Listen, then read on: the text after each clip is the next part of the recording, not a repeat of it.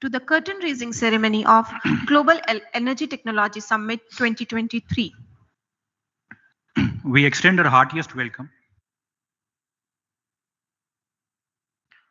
Before we begin, I would like to draw your attention towards safety exit plan for this hall.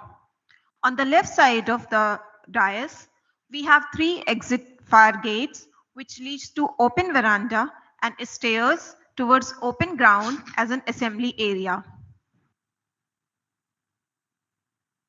I request you all to kindly formalize yourself with this safety exit doors. Thank you.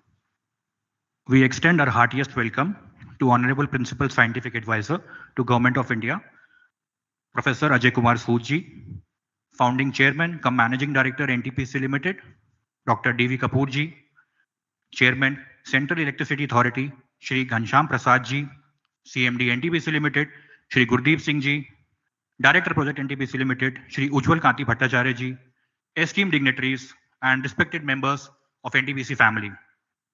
ये हमारे लिए अत्यंत सम्मान की बात है कि NTPC global energy technology summit 2023 में हमारे बीच आप सब गणमान्य जन उपस्थित हैं.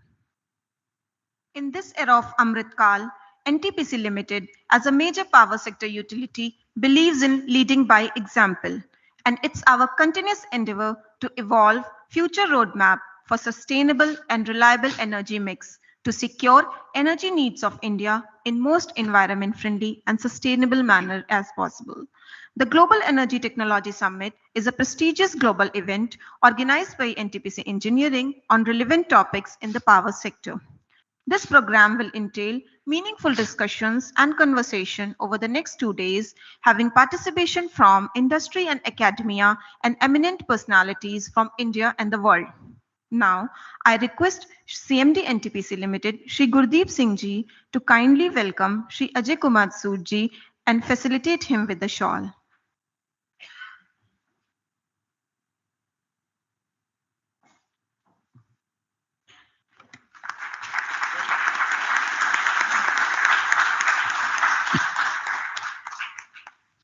Thank you, sir.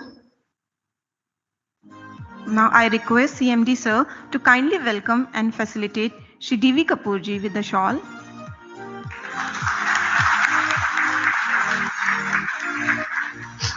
Thank you, sir.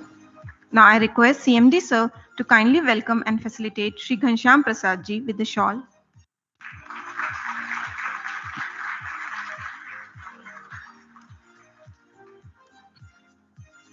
Thank you, sir. Thank you, sir.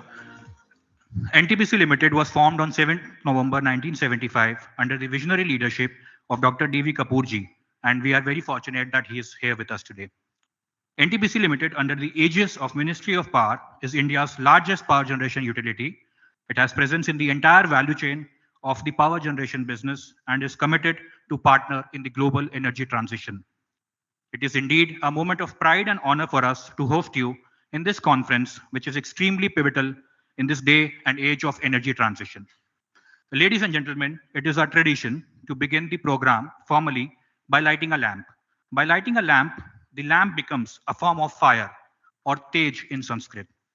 The lamp burns not to be the light itself, but merely as a message to remind all who are present of peace and of positive brightness and ensure success. We request honorable dignitaries on dais to proceed for the lamp lighting. Kindly, sir.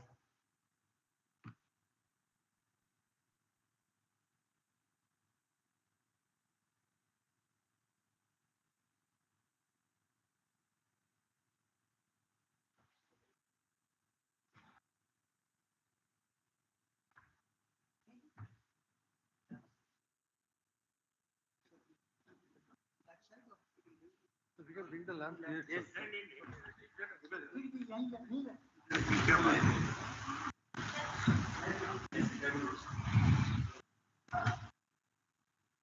I can walk up to that. No, sir, I don't.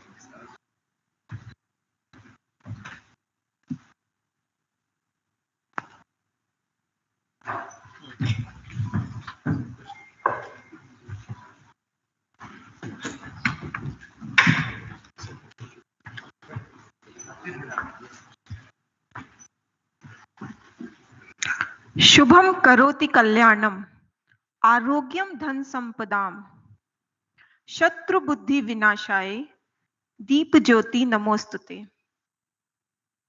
दीप ज्योति परम ब्रह्म दीप ज्योति जनार्दनः दीप हर्तु मे पापम संध्य दीप नमोस्तुते।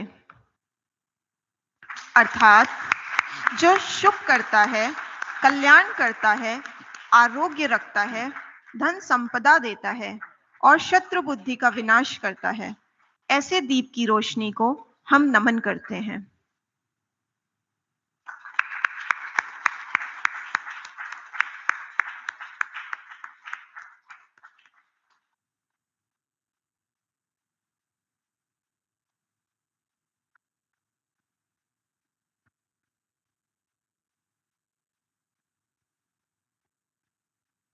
Thank you, sir.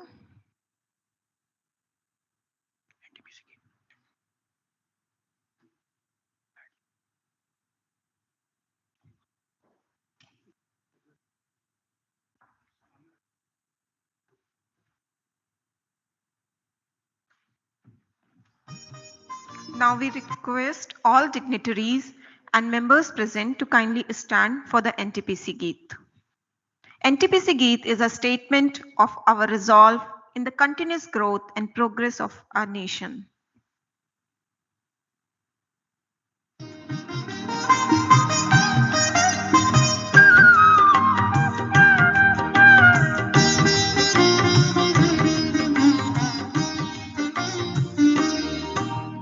अंधकार की घोर दिशा में ज्योति किरण बनकर हम छाए, शक्ति निगम बनकर हम आए, शक्ति निगम बनकर हम आए। अंधकार की घोर दिशा में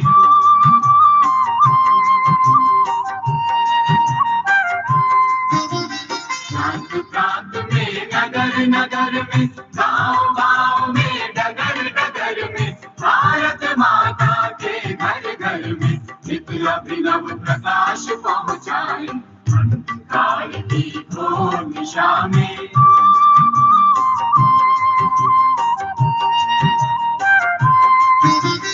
महाशक्ति की पावन धारा कर दे सिंचित देश हमारा, सदा यही संकल्प हमारा, किरण किरण से पुंज बनाए। अंधकार की घोर दिशा में ज्योति किरण बनकर हम छाए, शक्ति निगम बनकर हम आए, शक्ति निगम बनकर हम आए।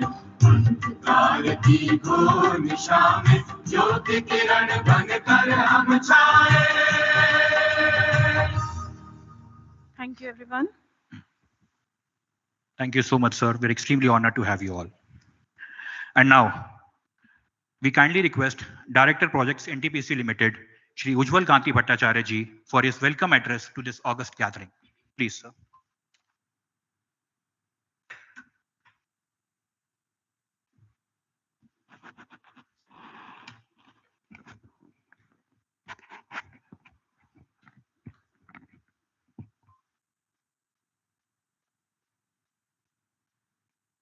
कुछ ऐसी शाम होगी 1975 7th November. I am sure our founder chairman must be remembering that day also. This company was born, and along with that came the systems oriented journey of the Indian power sector, which changed the entire paradigm, not only in NTPC, in the country. And I'm sure with the global stature of the company today, the global community also had taken it very seriously. Good evening, ladies and gentlemen, respected Professor Sri A.K. Sood sir, Principal Scientific Advisor to Government of India, our founder chairman, who also served this country as Secretary Power as well as Secretary Heavy Industries, Dr. Shri Devi Kapoor, Chairperson CA, Mr. Ghanshyam Prasad, our own CMD, Mr. Gurdeep Singh,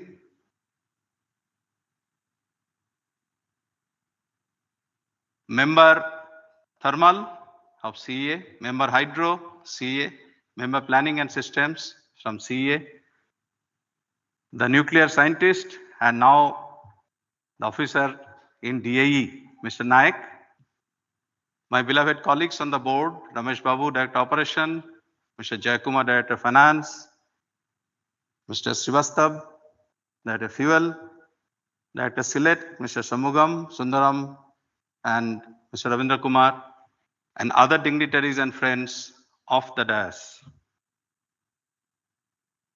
It gives me immense pleasure and pride to be present here in this moment as we kickstart the 2023 edition of GETS, which is Global Energy Technology Summit, and welcome the esteemed personalities and participants present here on this occasion.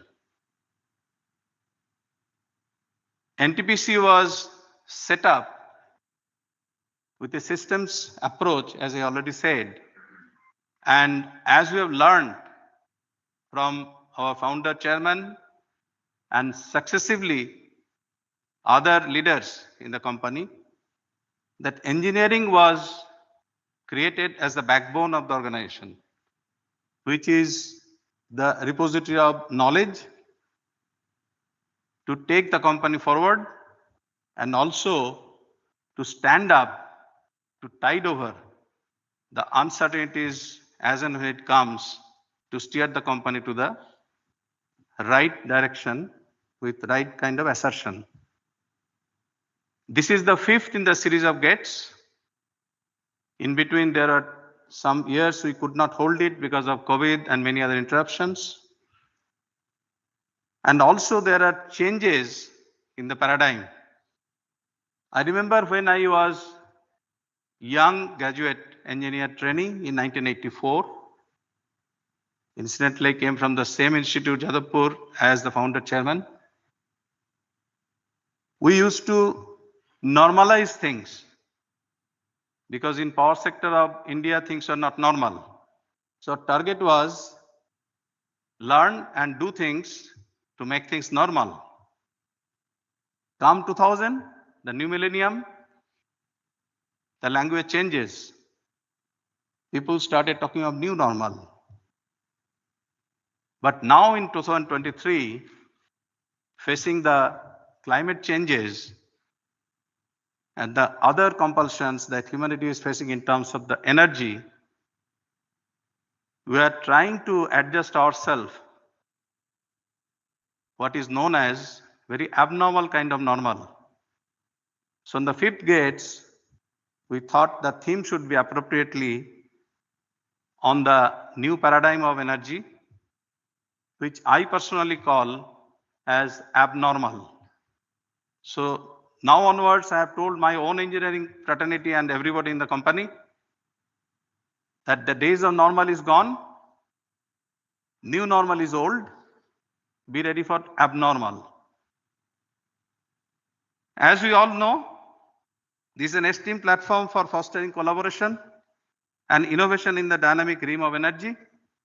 Today, we stand at a pivotal juncture in the evolution of the energy landscape, where the need for reliable, sustainable, accessible, and affordable energy has never been more pressing.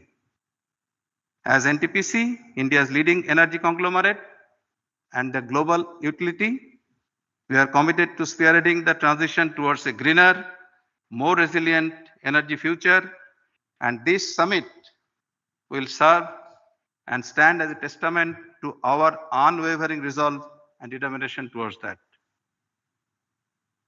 All of us present here are already well aware of the profound transformation the global energy landscape is undergoing. This is driven by a confluence of factors like skyrocketing energy demands in the country and in the world, which is only going to go up as the per capita consumption of everybody on this earth goes up. This is driven by a confluence of factors beyond this demand, and that is sustainability, due to rising environmental concerns. These opposing forces have created both challenges and opportunities for the energy sector, necessitating innovative solutions and a paradigm shift in our approach to both energy generation and consumption. The relevance of the theme of the conference, that is sustainable and reliable energy mix, challenges and way forward, cannot be overstated, particularly for us in India. This resonates deeply with the core values and mission of NTPC. In the wake of global challenges posed by climate change, it is imperative for us to deliberate, collaborate, and innovate towards a future where energy is not only reliable but also economical, sustainable, and as I keep on telling, equitable. This summit serves as a platform for the exchanges of ideas, the exploration of technologies, and building partnerships which will play a pivotal role in defining the trajectory of our energy landscape.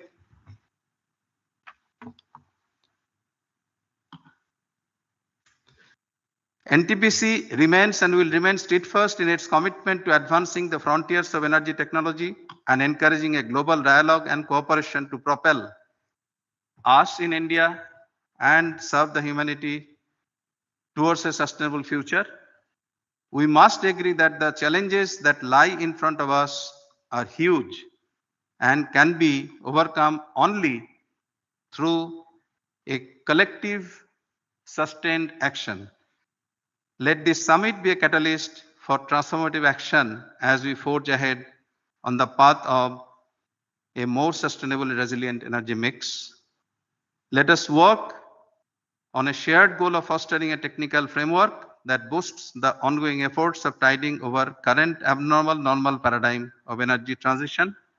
I once again welcome all the dignitaries and participants and wish this conference a great success.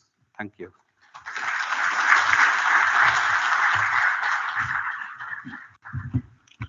Thank you so much, sir. May I now request the head of NTPC family, Shri Gurdeep Singh Ji, for his address to this monumental forum. Please, sir.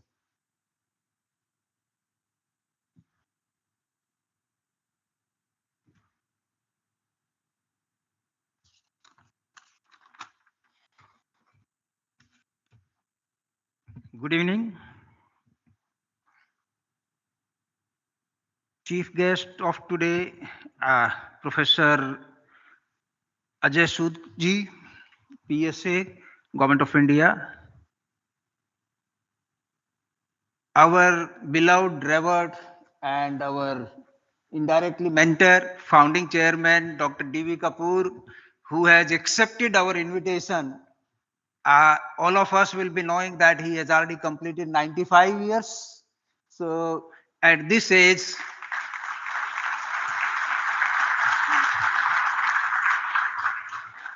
he has accepted our request and he is here among us. So there cannot be more kind of enthusiasm and motivation than which can come to all NTPCians. And as a founding chairman, he laid the foundation, which is really taking the whatever we are adding on the different kind of pillars on that foundation, and we keep moving on that. So let me, sir, welcome you from core of heart on my behalf as well as on behalf of every NTPCian.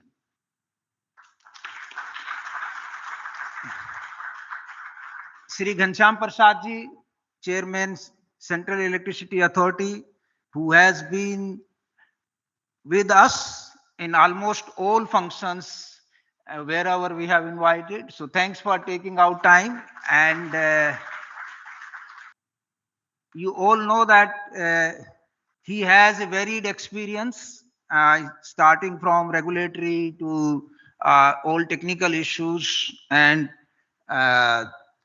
it is not only on the power sector, but the related sector also. He has handled the coal for a long time. So I think we will be very keen to listen to his views on today's sustainable and reliable energy mix. So thanks for taking out Ghanshyamji.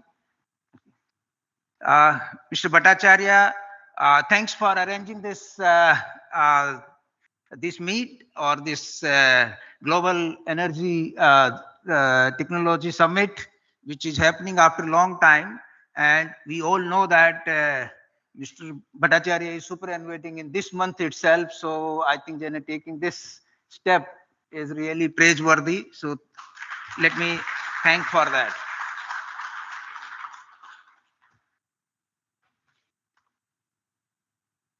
I think Mr. Bhattacharya just mentioned about that what are the challenges, whether it is abnormal, normal, or new normal. But I think the most important thing is that we all are power soldiers, and as NTPCians, we have to make all efforts so that the lights are on, despite of all kind of uncertainties in this. And the another challenge which is coming, it's not only the fuel or the equipment or the capacity, but now the another challenge which is coming is the transition. And that transition is bringing then a new name in our day-to-day discussions, which was earlier safety, environment, reliability, efficiency, and sustainability. So there is a in between, there is something called flexibility and integration of the renewables. So my one of the requests during tomorrow and the discussions on the actual and the technical papers, we have to devote time that how these things, this flexibility, etc., is going to impact the long-term integrity of the machines, and we can plan in such a way that our reliability of the machines is always ensured, even if it is required little higher maintenance requirements or more inspections or improvement in the materials. So my request will be that try to spend some time in those areas. We all know that the transition is inevitable and it is going to go more and more. About a week back, we were struggling to meet the total peak demand. Today, just after Diwali, we are facing the situation where we are finding it difficult to maintain the technical minimum and the grid. So this kind of varying load requirement will keep coming, but we have to respond and we have to serve our customers. So in this case, the sustainability and reliability in that then kind of background which we have to discuss. There can be many more things, but let's try to keep the discussions focused and work on that, starting from the new plants project design and execution, whether we can design a plant which is much more flexible, how we can complete the projects little faster or the much faster than what we had been used to do. We ensure the quality what is required and it is operating as per the requirement of the grid. This is specifically for the coal-based plants. And in addition to that, the new and renewable energy sources, that is also important part. So we will have to go on devising our strategy, how we can play a major role in this transition, and we remain as a leader in this power generation segment, and we are now approaching towards the integrated utility. So make all efforts so that our contribution is important in all aspects. Let me thank Mr. Nayak also to come here and join. We all know that we are now seriously taking the nuclear power, and we are already actively working with NPCIL and Department of Atomic Energy, BARC, and all other agencies so that we can get into the footprints of that. I'm happy that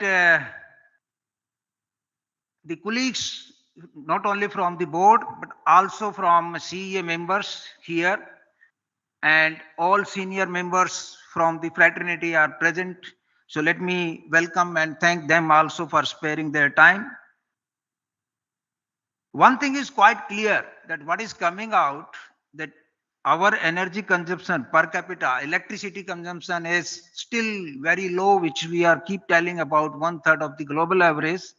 But the overall energy consumption is also quite low, which is around almost 7,500 kilowatt hours as a total energy. It's not only the electricity, but the total one, which is almost one tenth of the US. And by 2047, when we have determined that we will be a developed country, so energy independence or Atmanirbharta on energy is an important part. And in this background, I think the solar, wind, biomass, waste to energy, hydro, you name it, and nuclear we just discussed, everything will have its own space. And we will have to embrace these technologies, new developments into that field. So one of the requests which I would like to make the engineering and the respective sections is, in addition to our day-to-day work, let us make sure that we are having the group which is not only tracking the new developments globally, but how we can utilize and what suits to us as a country to be applied. We have Netra, which is undertaking quite a few projects, but I believe that many more need to be taken.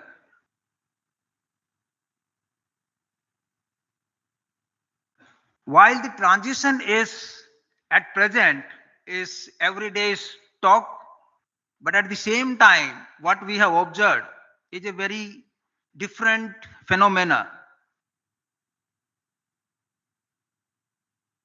In this year, almost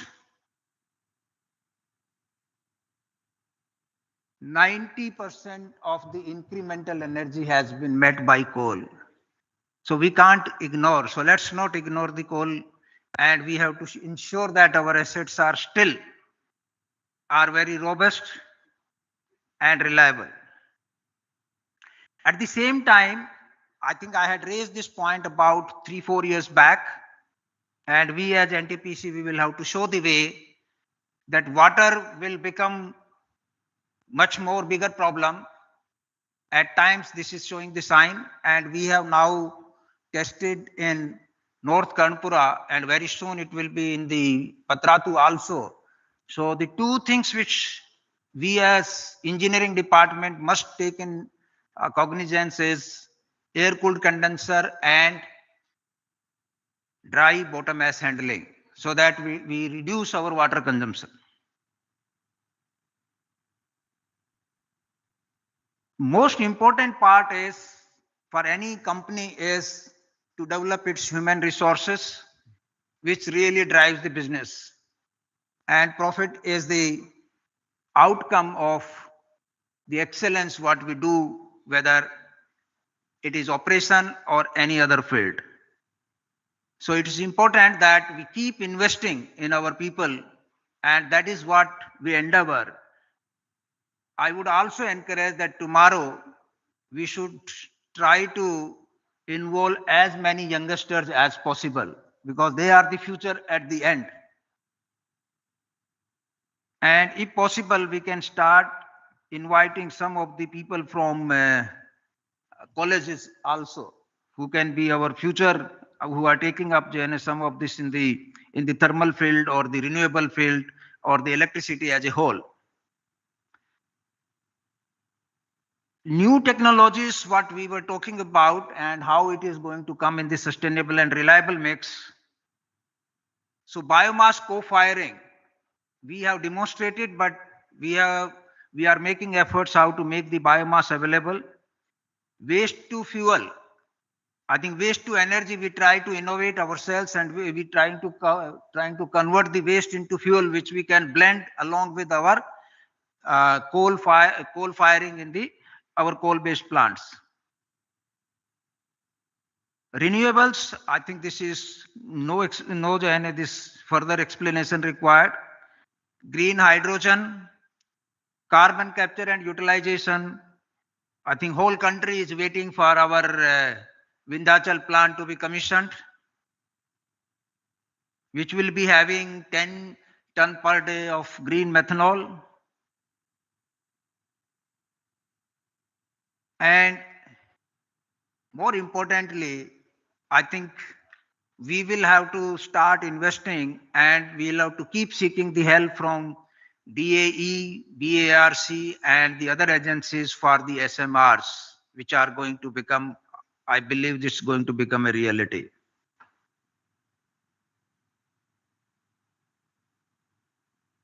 So these technologies, when we are talking about tomorrow, day after, and further, whatever the interactions, that we must have in our mind every time that safety and environment is never compromised, and it should be reliable, efficient, still flexible, and last but not the least, it should be sustainable.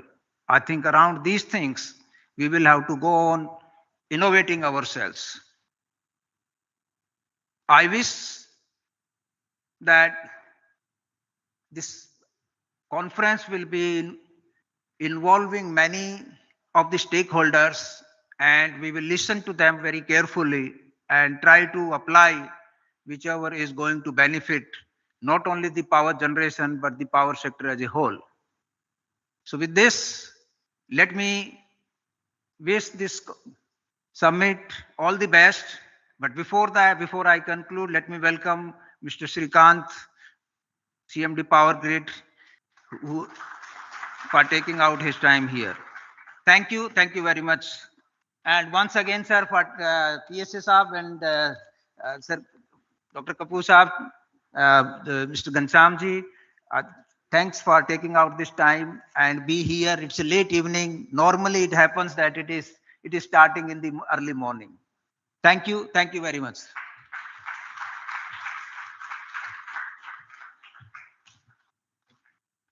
Thank you very much, sir.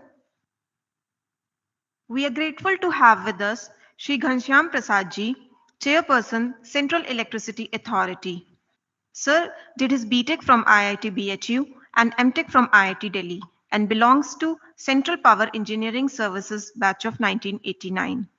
Prior to joining CEA as chairman, he was holding the post of Joint Secretary in the Ministry of Power.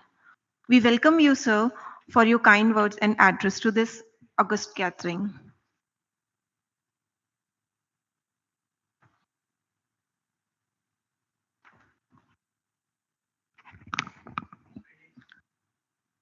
Very, very warm good evening to all. Professor Ajay Kumar Sood, Principal Scientific Advisor. Shri D.V. Kapoor ji, former CMD and ex-Secretary Power, Government of India. CMD, NTPC, Director, NTPC.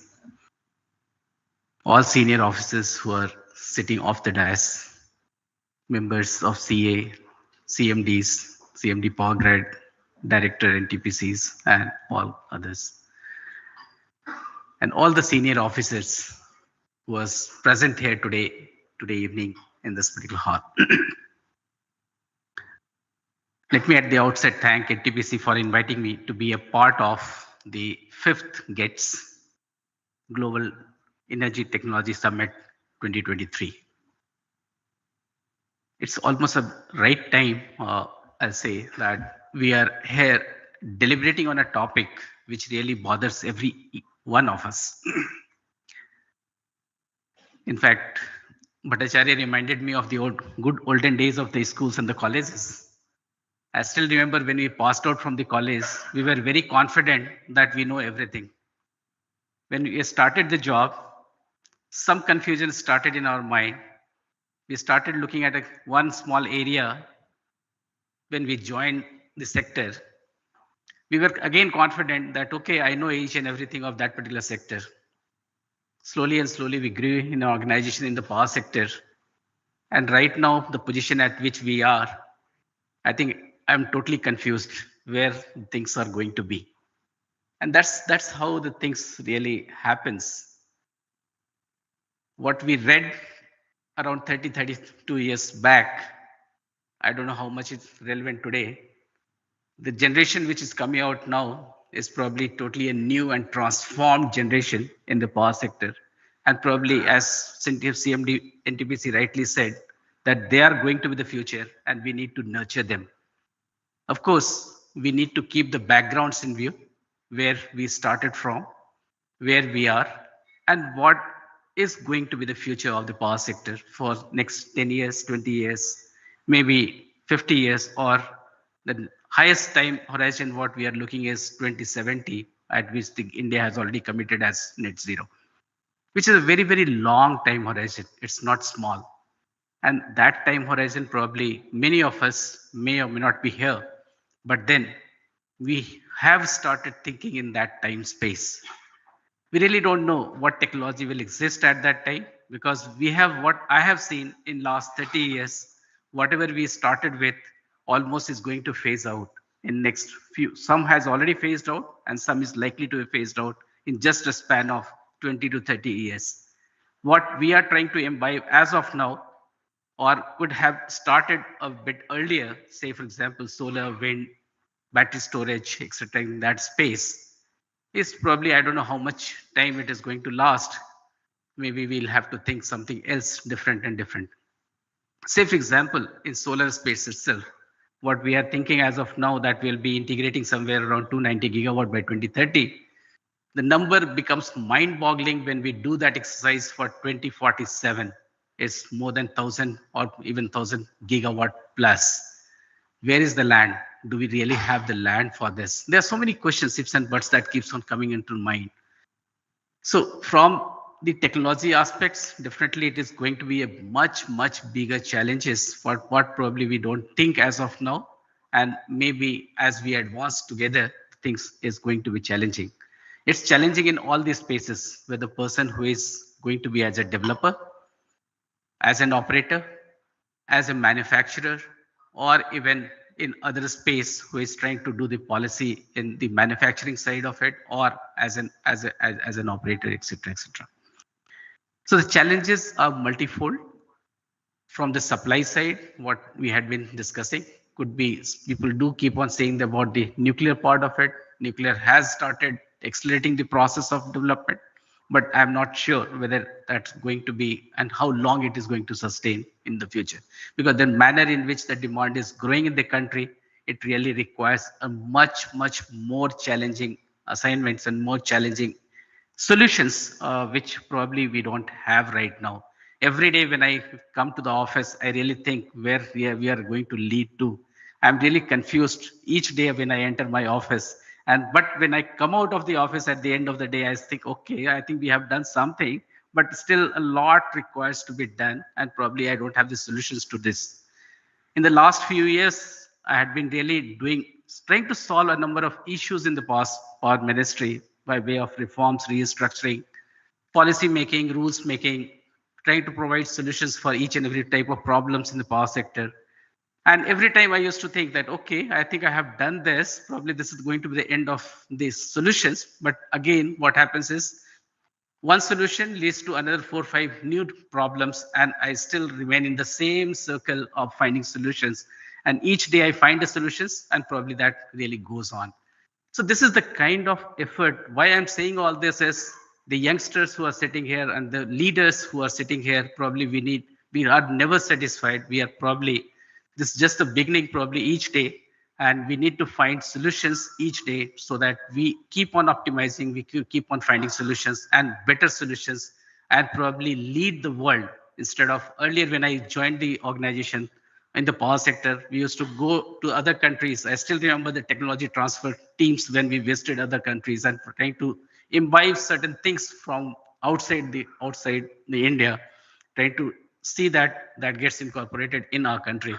Things have changed a lot. Particularly, I can say very clearly now that in transmission, probably we are one of the world leader. In other sectors as well, we are almost tending towards that kind of leadership. The time has come that we lead in power sector, and the leadership has to come from all of you, all of us who really need to take it forward.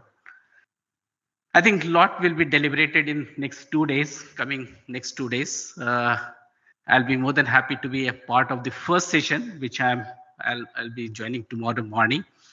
And I'm sure the deliberations in the summit will bring a lot of more either confusions or solutions. I really don't know at this stage, but definitely we'll be more enlightened at the end of the day. The summit gets over, and be more than delighted to solve those issues, whatever is highlighted in those summits. With that note, thank you so much.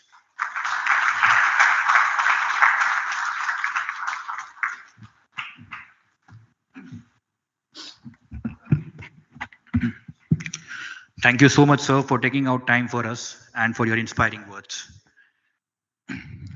The agenda for this year's summit is a technology roadmap for the energy transition in India, covering the gamut of energy transition technologies like flexibilization, energy efficiency, R&M, biomass power, energy storage, RTC-RE, green hydrogen and green chemicals, carbon capture, utilization and storage, nuclear power, nature-based solutions, ocean thermal, geothermal, tide wave, and solar thermal, emission control, water conservation, and digitization and automation.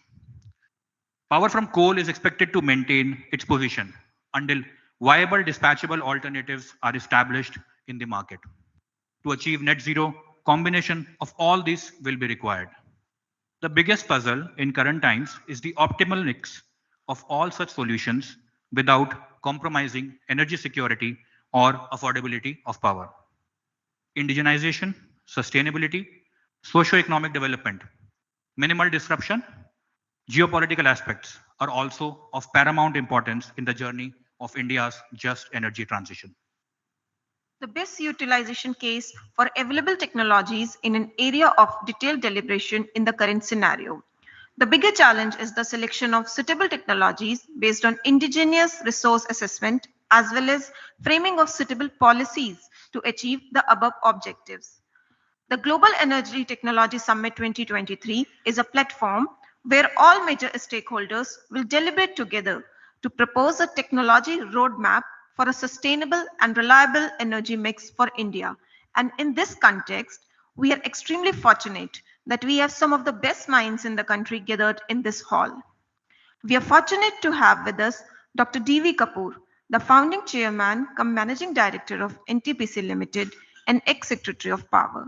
He has had an illustrious career with a successful track record of building vibrant organizations.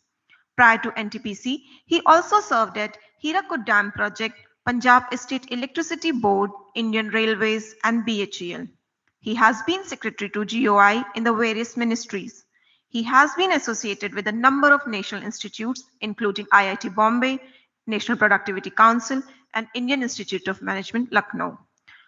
Now, we request Dr. D.V. Kapoorji for his words of wisdom and reflections on the past, present, and future. Thank you, sir.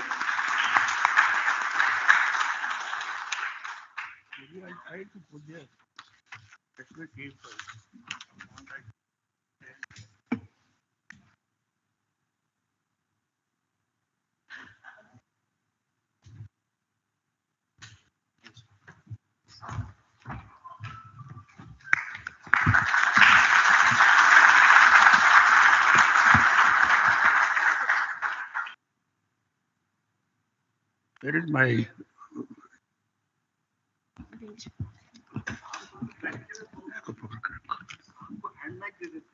handy? Then you hand but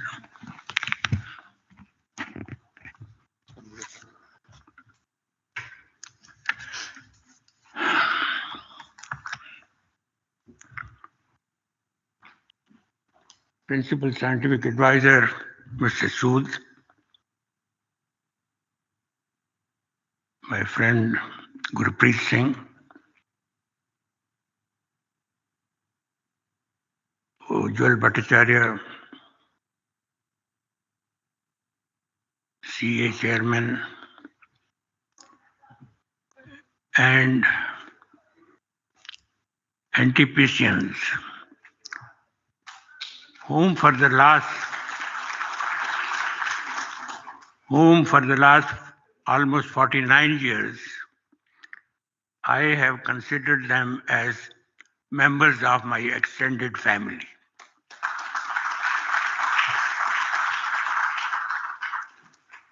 And ladies and gentlemen, the task given to me is to reflect. Obviously, in a forum like this, reflect on my association with this great organization, NTPC.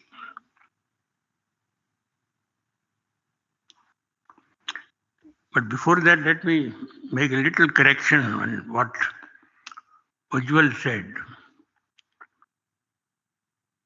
7th November 1975, which was an important day in the history of NTPC, it was not that I assumed charge as chairman NTPC. That was the day when NTPC was registered as a company. So, like in any company in the country, the process of finding manpower, etc., starts after registering. So, for a few months, it was almost headless. The process of selection of chairman started shortly thereafter. And it was in December 1975 when I was involved in setting up Jhansi factory of BHEL, starting from land acquisition to commissioning again, that I got a call to come to Delhi for an interview. I had never thought of that, but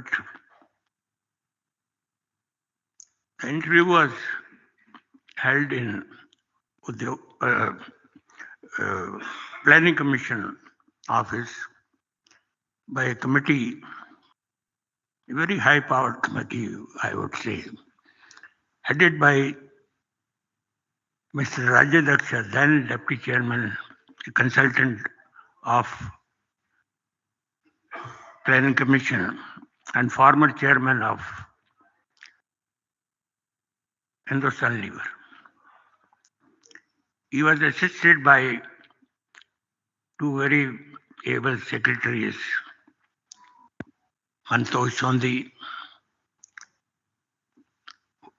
who at that time was Secretary Heavy Industry and earlier founder chairman of Bokaro Steel Plant.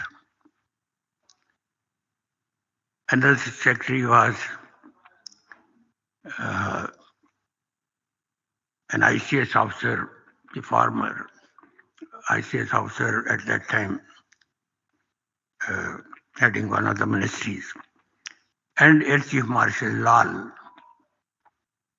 who had retired as Chief of Air Staff. In fact, even the Power Secretary was not a member of the selection board.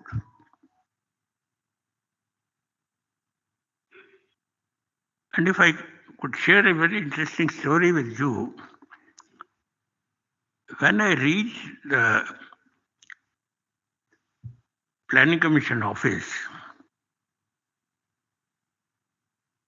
the other candidate who had been called was Mr. A.K. Khosla, also from BHEL.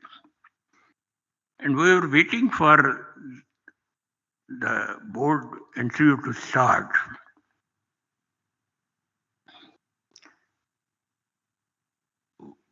the secretary of Mr. Rajajaksha asked a very queer question. He said, gentlemen, what for have you come? I mean, that was something we didn't expect. We said, you should know that. He tried to evade. So we insisted. I said, why have you asked this question? He, with a sense of humor, said, he said, this committee is not interested in selecting somebody. Because this is, earlier to this, the selection board has met 6 times and they reject every candidate. Almost every stalwart from power sector, from CA, from state electoral board, etc., had been interviewed. But anyway, cutting short, when the whole thing started and very lengthy interviews were held, both the candidates were selected, but I was privileged to be number 1. So that takes me back to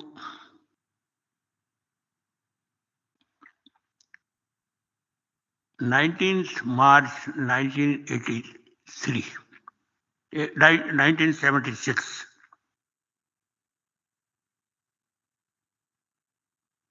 When I joined and NTPC became one-man organization. You are familiar with your employee card. My card, which is my very principal possession even till today, was 000001.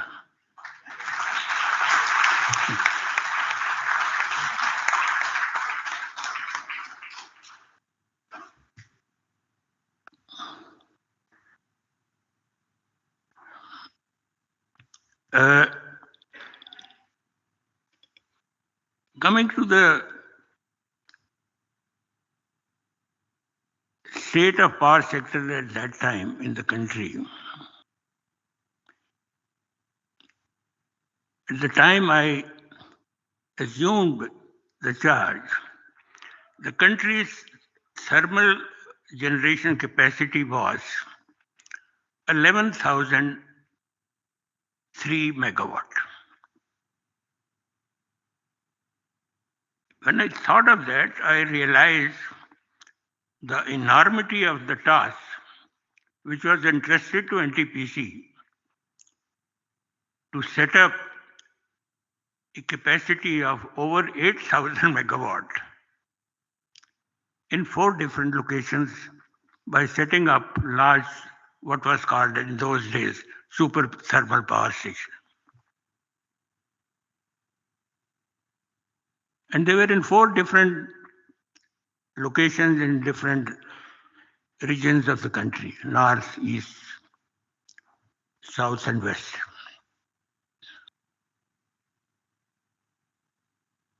On the operation side, the plant load factor in the country used to be in the range of around 40%. In fact, that was one of the reasons why Government of India at the center thought of setting up central power corporations, because the demand was increasing and the operational standards were poor. And luckily they could do that because the power sector being on the concurrent list of the constitution, without going through the parliament, they could set up the corporations.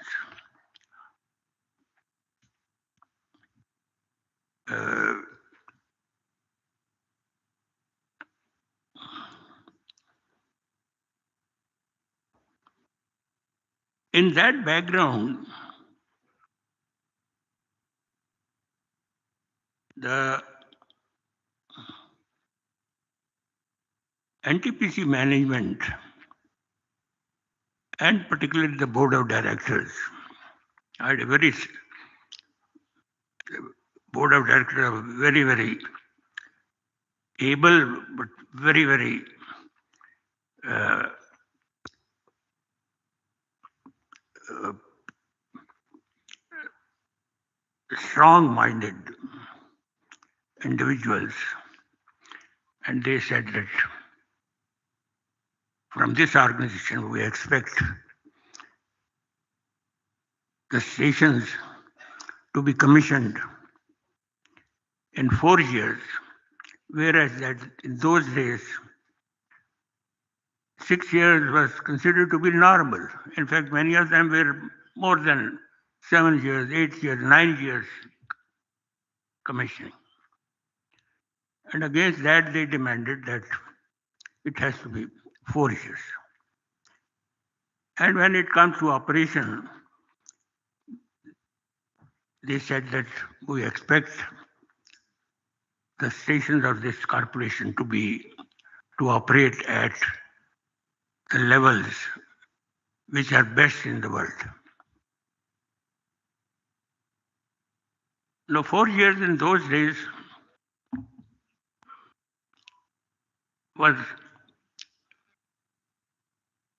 seemed to be difficult because I'll tell you just again another story.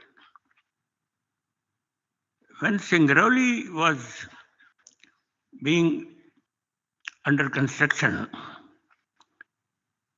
many times, the problems do arise, engineering problem, and they are referred to the consultant, which in our case was engineering division of in Delhi. Today, these references and getting solutions is possible in a matter of minutes. You have emails, you have WhatsApp, and you get the answer in a matter of minutes. In case of Singrauli, even the telephone link was not there. So the method used was, we had an engineer who would on a motorcycle would drive from Singrauli to Varanasi,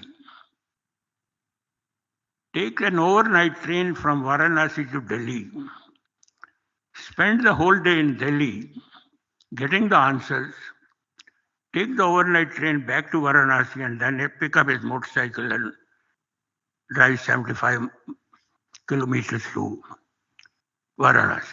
This was a 3 to 4 day cycle. So what can be done today in 5 minutes? At that time, it required 3 to 4 days. So it was in those circumstances when 4 years target imposed considered to be something extraordinary. But anyway,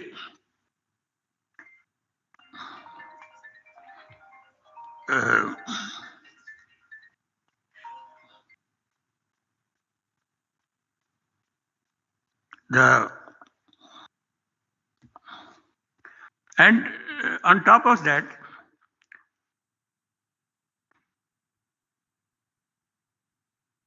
our team was determined not to keep this type of targets confidential. We announced in public through media.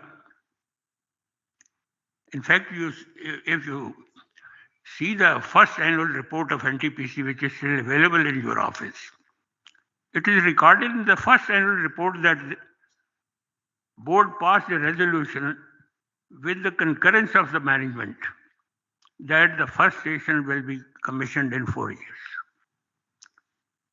So it was a commitment which everything had to be done in order to honor that commitment.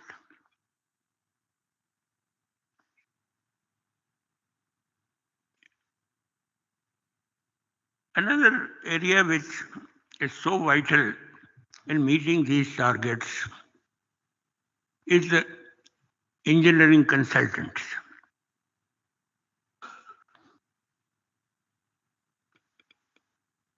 When we looked at that, it was found that the engineering consultancy in the country, which was, I won't name, there were 3-4 organizations, that was abysmal compared to international standard. Our attempt to engage an international consultant was strongly opposed. So NTPC management decided to set up a technical consultancy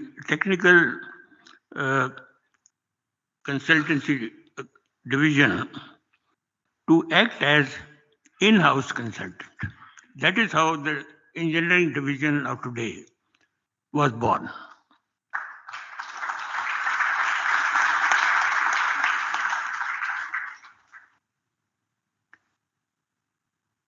Our problem was where to train these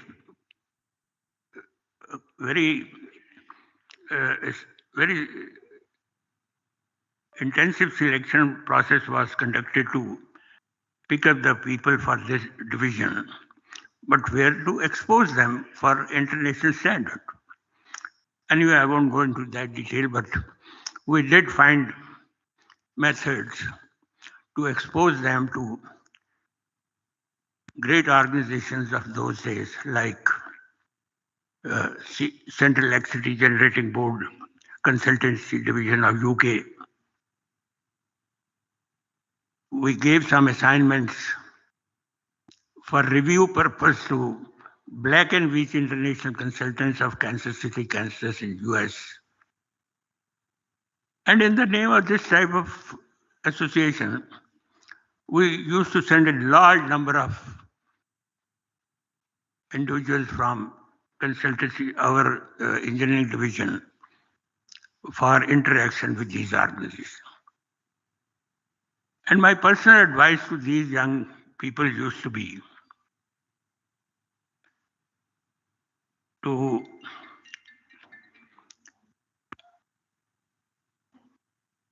I would tell them that, look, you are very competent, and I'm sure the task for which you are being sent, you will do very ably. But we would like you to come back with answer to another question. And my question was, in every case, and I met every individual who used to go abroad. Question was, after coming back, please tell me in detail, why are those organizations where you had gone are so great? What makes them great? And that should be explained in writing in detail. And that was the basis of telling our other people and training other people. This is how things developed and enlarged. But as you know, hats off to these collection of young engineers and scientists who formed the engineering division to fulfill these commitments with great honors.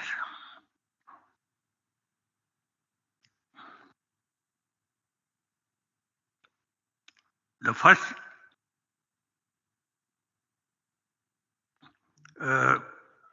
they not only fulfilled these commitments, and you are aware that large number of technologies which had never been adopted in India were incorporated in these projects for the first time. Merry-go-round, multi-flue chimneys with a height of 210 meters. We used to say it is 3 times the height of Qutub Minar. And then, in order to how to cut short the time for construction of that, because we wanted that to, by the normal methods, it would have taken more than a year. So slip form shuttering was introduced for the first time in the country in order to complete these chimneys in 3 to 4 months. HVDC was introduced for the first time in the country. Project of 1500 kilometers from Singrauli, Rehan to Delhi was approved by World Bank even for financial assistance. And then on top of that, the most modern control and instrumentation, which is the heart and soul of a thermal power project, as you all know, were introduced for the first time. Many other things like that, which I'm sure you know better than me.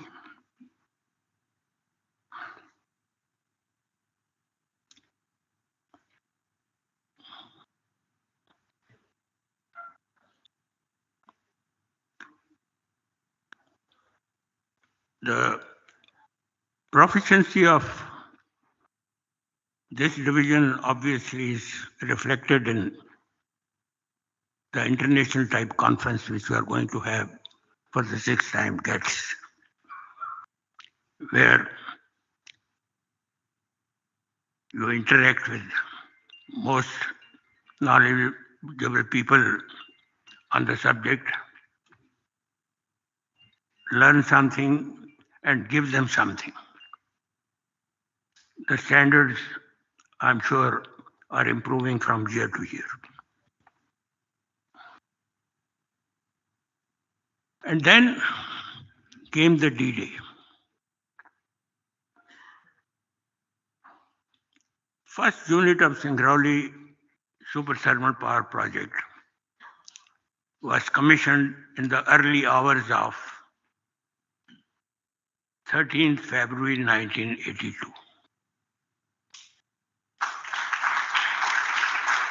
Which was 4 years and few hours.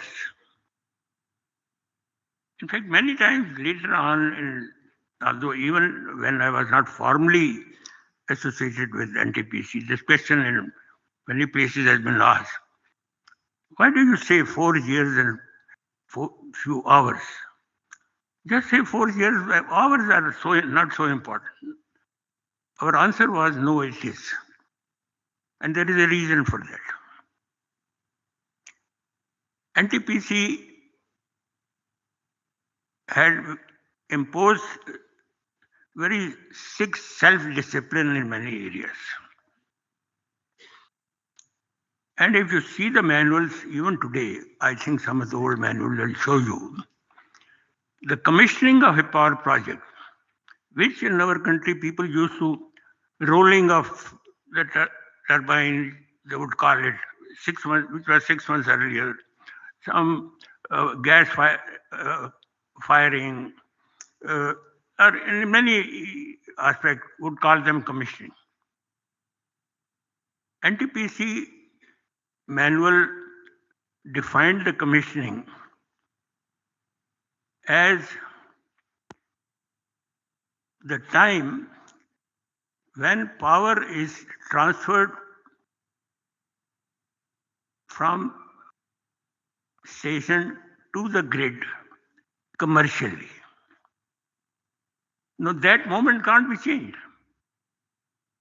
If it was 4 hours later, it had to be 4 hours later. If it was just on time, it was just on time. So that is how it was said it was 4 years and few hours. And subsequent stations did come. In fact, Ramagundam was commissioned 3 months ahead of 4 years.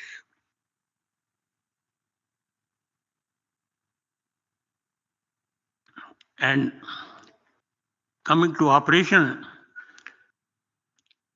I said the prevailing plant load factor used to be in around 40%. Singrauli first unit in the first year operated at a plant load factor of over 70%.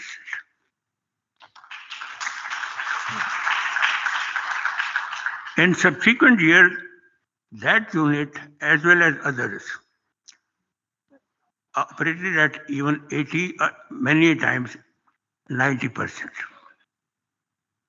The first unit, I understand, is still operating. Amen. 40 years. Government of India tells scrap the stations after 25 years. Here is the first unit which was commissioned in 82 and is still operating at 100%. That's the record of this organization.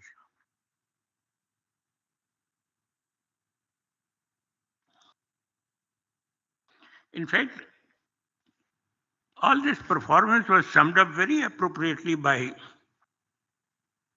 A.W. Clausen, who was then president of the World Bank, during his visit to Singrauli in August 1985. In fact, that's the only time a World Bank president during last 50, 60 years has ever visited a Government of India large project site. While addressing the NTPC employees, he said, the core point was, his address was, you are on time, you are within budget, and you have started generating profits. These are the characteristics and phenomena which World Bank likes to be associated with. I think one could not have summed up all what NTPC had done in better words.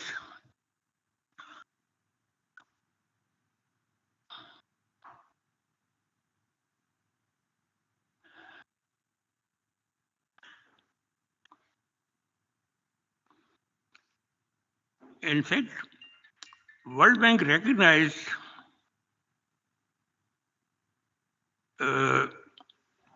in many of their periodical reports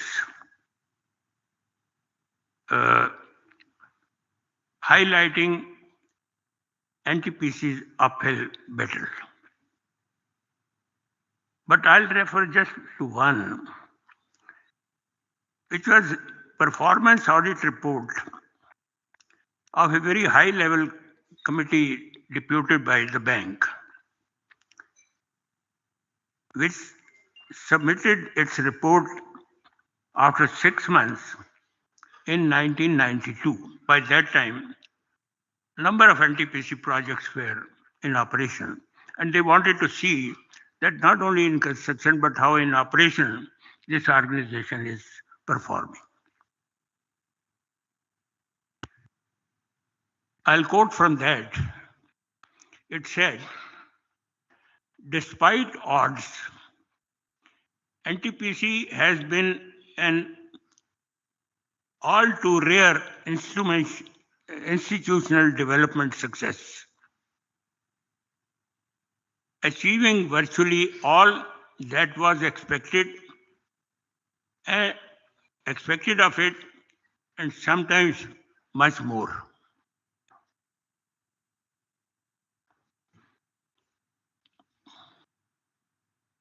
In fact, the audit committee, before giving this answer, had raised a question, and this was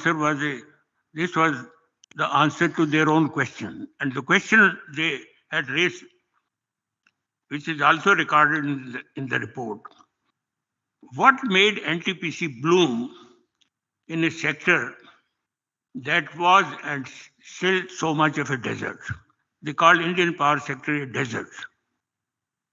That was our reputation, and against that reputation, NTPC's performance they described as a bloom in the desert.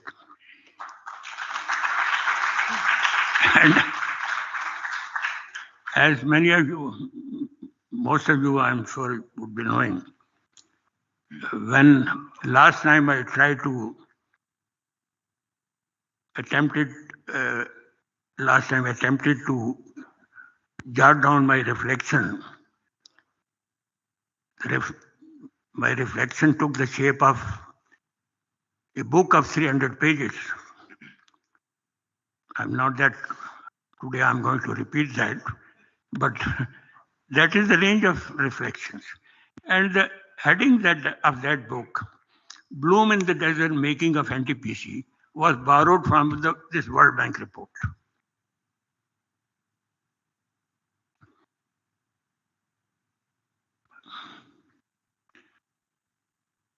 And as you are all aware, in the recent years, NTPC has continued to demonstrate its management and technological strengths in renewable energy, projects in size and technology and efficiency, in cost. And I'm sure this process will continue to achieve even higher in future. When I was sitting there, I was told that current chairman of Power Grid has arrived. I thought I should say a few words about the creation of Power Grid, how that happened. Perhaps many people in the Power Grid may not be aware. I would probably have a sitting with them someday too. It was in 1980-81, as Secretary Power, I thought that the total length of transmission lines which will be owned by, we had a transmission division in NTPC. Because our task was to take power from all central stations to each state. And in this, talking even of the stations which had been named those at that time, the total line was in the range of about, I don't remember the figure, maybe 7,000, 8,000 kilometers, and about 40, 50 large substations. And this was going to grow still further from nuclear power station, from central hydropower stations, etc., and large number of new coal-based stations. So after discussing with my colleagues in the ministry, we thought how NTPC is going to manage this part also. And at that time, we found that UK has constituted a separate organization called National Grid. So we decided to suggest to government to create a new organization, centrally owned, a normal public sector organization meant for this purpose.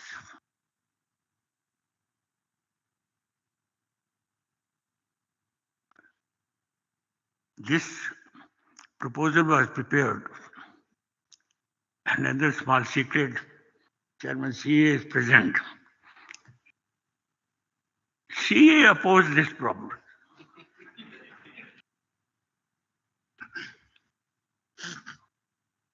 It always happens, these types of things. UP engineers were in power and great influence. And they didn't want this because that would not enable them to tap these lines to draw power. So anyway, this proposal, after overruling, it went to government. But in government again, there was a lot of lobbying, and Planning Commission and Finance Ministry opposed, saying this is intrusion in the autonomy of the states. So I thought when this proposal come to the cabinet, it will be rejected. In those days, secretaries used to be present in these cabinet committees, sitting in the back, sitting at the back when their issue comes. I very distinctly recall Mrs. Gandhi was chairing. This was item number 5. And I was anxiously waiting that number 5 will come and it will be say rejected. So when it came, Mrs. Gandhi said, "Ye to hona hi chahiye." I was shocked. Who had briefed her? I am not aware of it even up till today. Who had guided her, convinced her that this is important? After that, no other minister opposed, and it was approved. But unfortunately, within a matter of months, as it happens in government, although I still had 6 years, over 5 years to retire from government, I was moved to Ministry of Heavy Industry. And the people who opposed it, they were able to delay the implementation of this organization. Till from 81 to 87 only, everybody realized again that without referring to the earlier case, they said this organization is absolutely necessary. And that is the time a new organization called National Power Transmission Corporation was created, which was renamed later on as Power Grid. That is the history of Power Grid. So Power Grid was constituted, initial manpower was the transmission division was NTPC. So all procedural management systems, manuals, practices of NTPC were continued in it. And I'm so happy that when I see their balance sheet and I see their performance standards are as good as that of NTPC.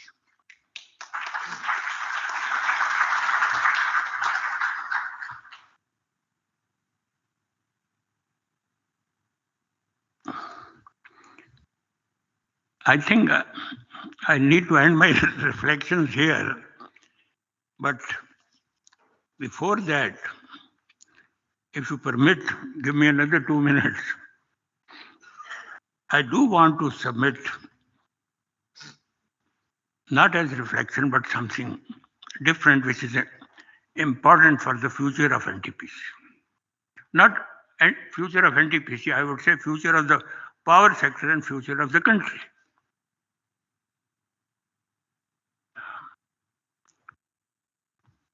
Grid people will endorse me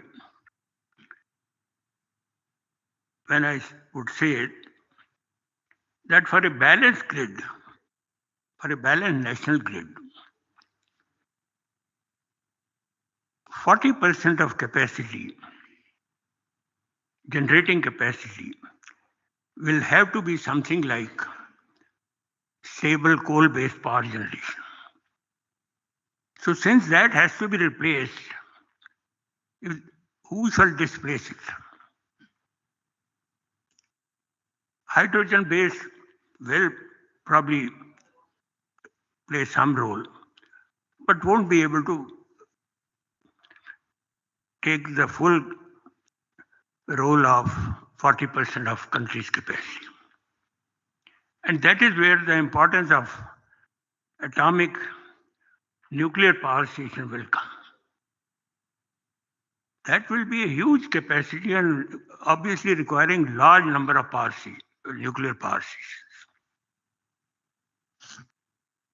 Personally, I have been interacting with my friend Gurdeep for the last few years also.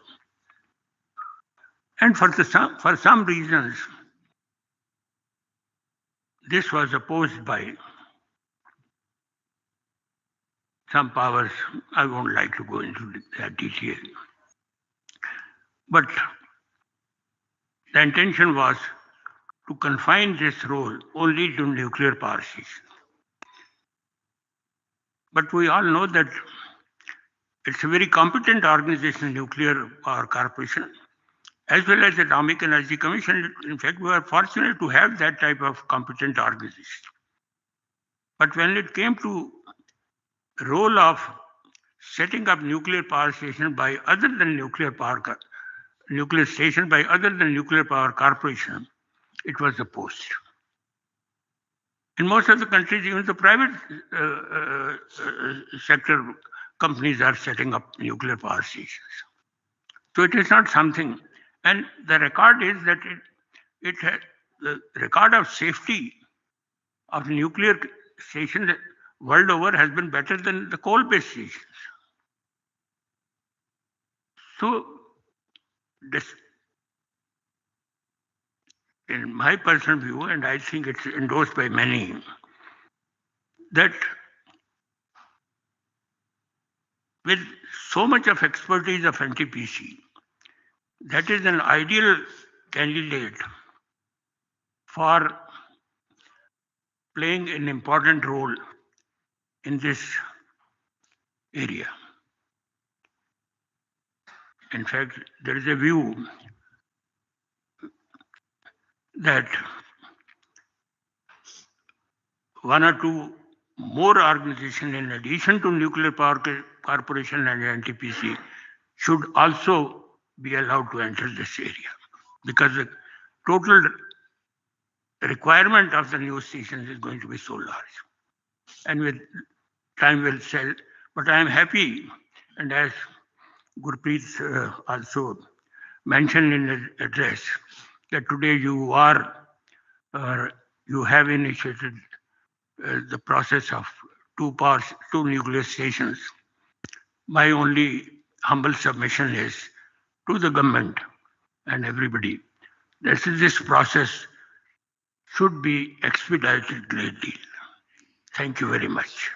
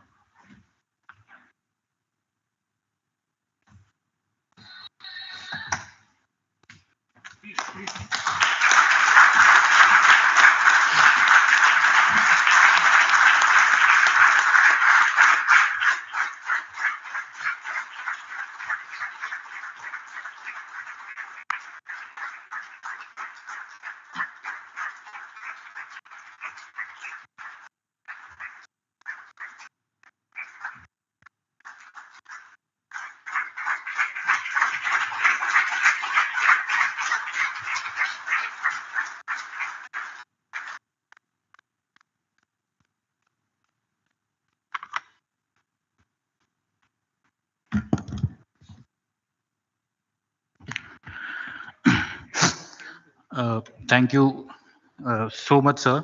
You beautifully characterized the character of NTPC in the words of World Bank. You mentioned about the formation. It gives me immense pride and honor to be a part of this organization, sir. You talked about nuclear. I'm an example, sir. The company has given me a chance to work in a nuclear, and I've been trained earlier in nuclear. So the company is really looking forward and is working as per the vision of the founding members, sir. Extremely honored to have you, sir. It will take me a minute to gather my notes again. So, and from one legend to the other legend, we are honored to have with us Professor Ajay Kumar Sood, Principal Scientific Advisor to Government of India. Mr. Sood has been honored with Padam Shri for his contribution in science and technology. Mr. Sood has been elected. Yes, please. Mr. Sood has also been elected as Fellow of Royal Society London in 2015. He holds many patents in India and the US.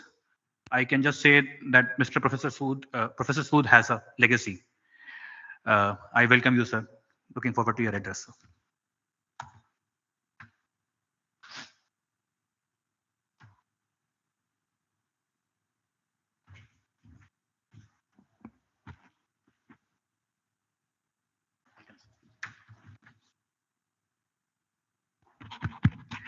It is not very often that you are sitting next to a legend. And his memoirs said very succinctly in the last few minutes really sums up what NTPC is and what his contribution is to the country. Please join me in expressing our gratitude to him.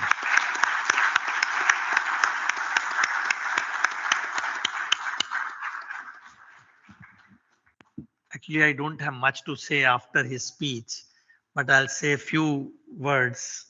So we all know that the Human Development Index of any country is directly related to power consumption. This is a well-known fact. And we also know, as it was said in the beginning by CMD Gurpreet Singh ji, that our HDI is at present 0.645. That was actually, sorry, it was in 2019 and it has slightly gone up on a scale of 0 to 1. And we are consuming, for example, 21 gigajoule per capita per year. Now, if you really want to see India as a developed nation, and if we want to reach 0.9 HDI, we would need about 56 gigajoule per year by 2045 to 50. And that is how we have to see how we really put our capacity to work. So, for example, if you want per capita electricity consumption in 2070 to have an HDI of 0.9, that is what we want to aspire. That's what our leadership is saying. We need about 12,000 kilowatt hour per capita per year. A tall order, and all of us need to be geared for that. And that is what NTPC stands for. And that is what we have a huge expectation from NTPC, who has done phenomenally well over the last 48 years. And it really tells what the determination can do when the leadership like Dr. Kapoor decided that it has to deliver what is expected. So this is what the character of NTPC has been, which is all for us to emulate. So this energy mix is a very important point, which has been mentioned in the last 1 hour. And Office of PSA had commissioned a report from Indian Institute of Management, Ahmedabad, with Professor Amit Garg to study this problem and come out with a report. So the report is almost ready with some minor changes happening because of some referees have commented. So it has been thoroughly reviewed. There was a very high-powered committee steering it to see that it takes all the factors, and it has been coming out. It is almost coming out, and I will just say a few things from that report, because that is what motivated me to accept this invitation, though it is not something which we are day to day involved. But I thought this report reflected the seriousness of our office to handle this problem.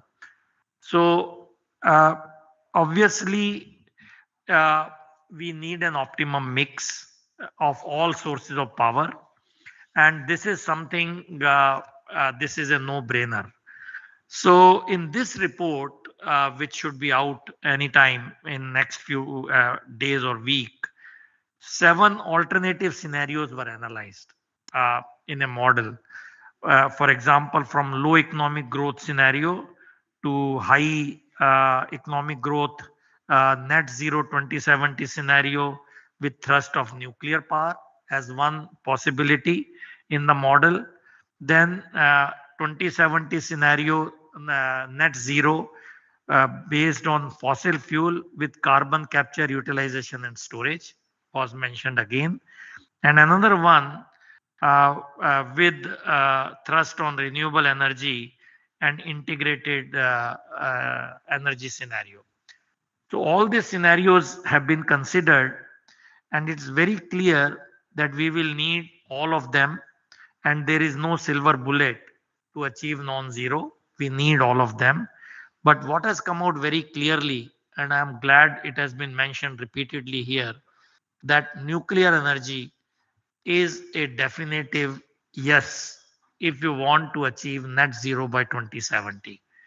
Otherwise, the other possibilities do not look that you can achieve net zero by 2070. So, in nuclear energy, we know the latest buzzword is SMR,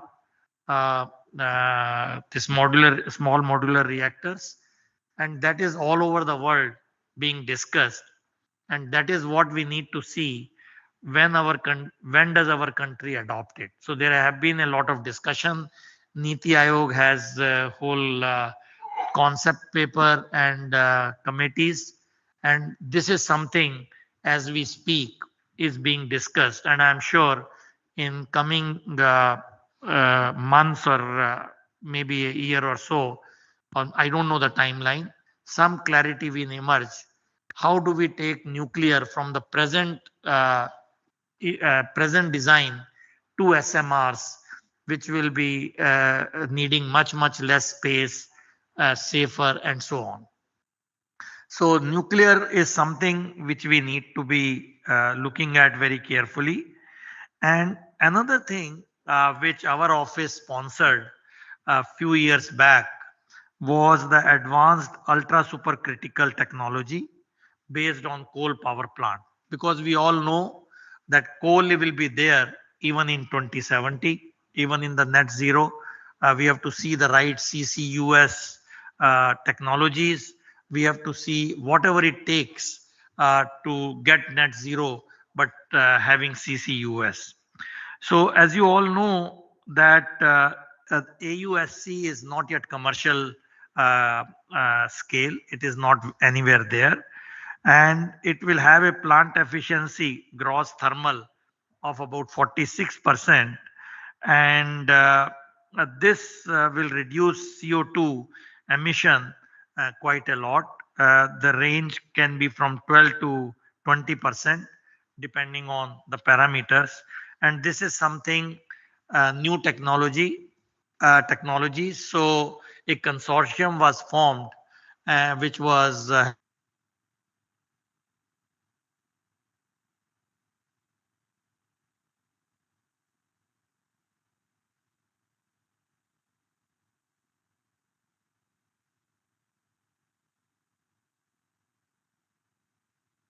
I think I will just say that after we have this, the other issue is of the renewable energy, again discussed extensively in the last 1 hour. And this is where again we will have to tackle the issue of renewable energy storage.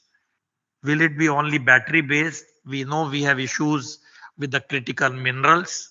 If you want to talk of lithium chemistry, And if you want to go to other chemistries like sodium chemistry and aluminum chemistry and so on, the sodium chemistry is almost on the horizon, but other chemistries have to be worked out. And this is where R&D will be needed at a very high level. So it is not only for India, but for the entire world. So this renewable energy storage, which you will need almost 50 gigawatt by 2030 in the next 6-7 years. How do you get it? We don't have that kind of a stock of lithium. We have to see whether the hydro storage is an option which we should do, or the green hydrogen, produce green hydrogen and use, or ammonia, and use it as a storage as such. So I think all this is something in the R&D. So a lot of it is still in the R&D, which has to be done with pace, and our country has to take a lead. And many labs are looking at it, and I'm sure with the new National Research Foundation, which has been announced, there will be focused R&D work which will really tackle this power related issues as the front runner for all these problems. So all of us are looking forward to meet the net zero CO2 emission by 2070, and all the efforts have to be put in along with coal utilization and the subsequent and the associated technologies. NTPC is branching out in many related things. Water conservation is one thing, which again was very which much said. Other issues which was again mentioned by our learned CEA chairperson, where do we have so much land for renewable energy? Where do we have so much storage? All these are challenges, but challenges are the one which will drive us. And I'm sure as we go in the Amritkal, all of you will really rise to the occasion and we will all contribute. Thank you once again and congratulations on this great meeting.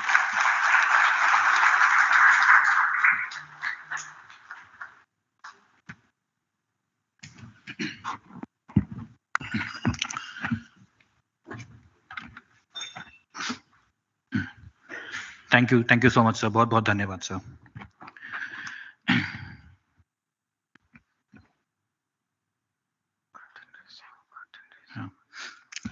And now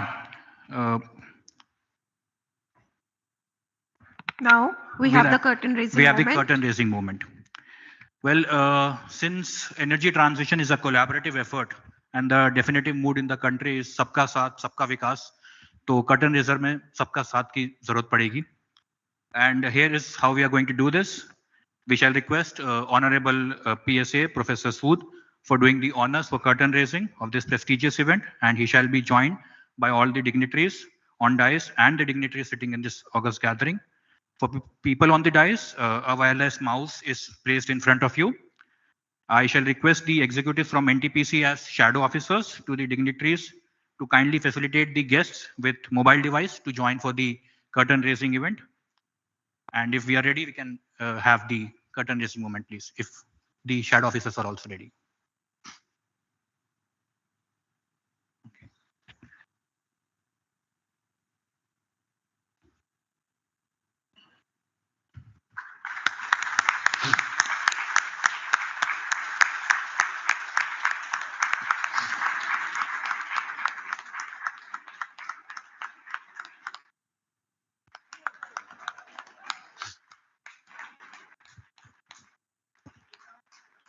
So it was the moment of the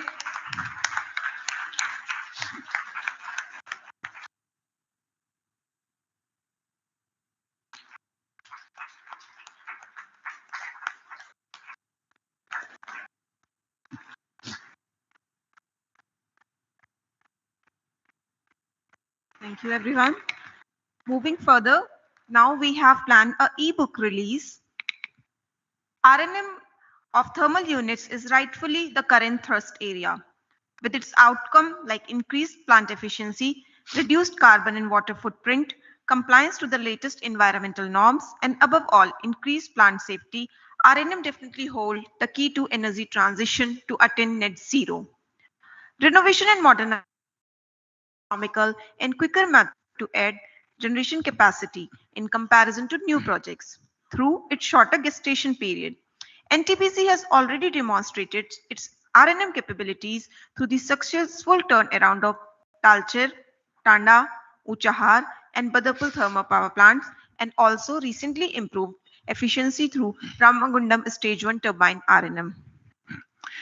NTPC has always been a learning organization with its continuous thirst and thrust for knowledge. As a knowledge management initiative, the engineering division of NTPC proudly presents the Handbook on Power Station R&M, and we believe this book will be a source of knowledge, information, and guidance to all the young executives of NTPC Limited who shall get engaged in future R&M endeavors. Sir, I request PSS sir to kindly do the honors for launch of the book, sir.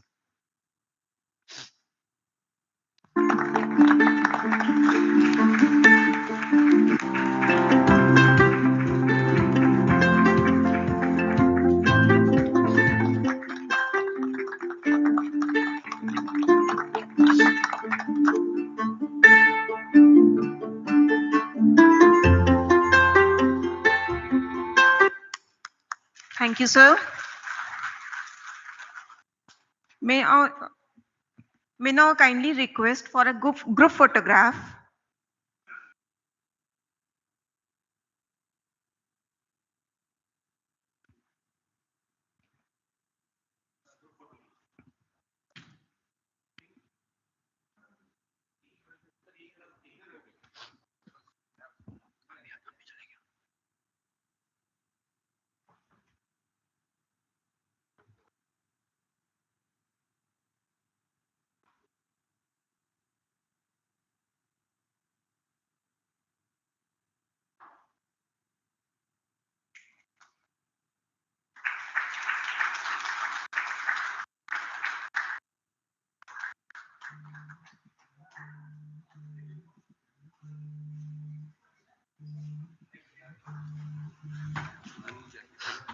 Thank you, sir. Now I request all honorable dignitaries to kindly take your seats on the sofas.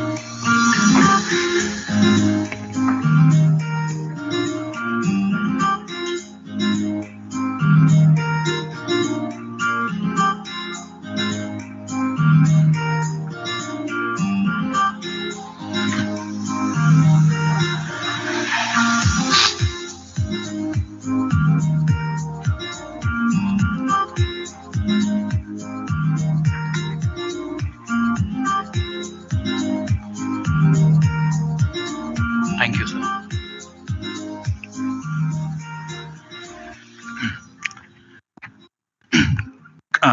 Quickly moving to our next segment. So we are very fortunate to have with us Mr. Arshad Mansoor, who is joining us via video conferencing from the United States. Mr. Mansoor is President and CEO of Electric Power Research Institute, responsible for the institute's operation and portfolio of R&D programs. Mr. Mansoor holds 5 US patents in power electronics and distributed energy resources. He earned a Bachelor of Science in Electrical Engineering from Bangladesh University of Engineering and Technology. Mr. Mansoor earned his Masters of Science and Doctorate in Electrical Engineering, focusing on power system engineering from the University of Texas in Austin. He completed the MIT Reactor Technology course and the Harvard Business School Advanced Management Program. We are thrilled to have you, sir, and looking forward to your views. Mr. Mansoor, please. Right. Good evening. Can you hear me?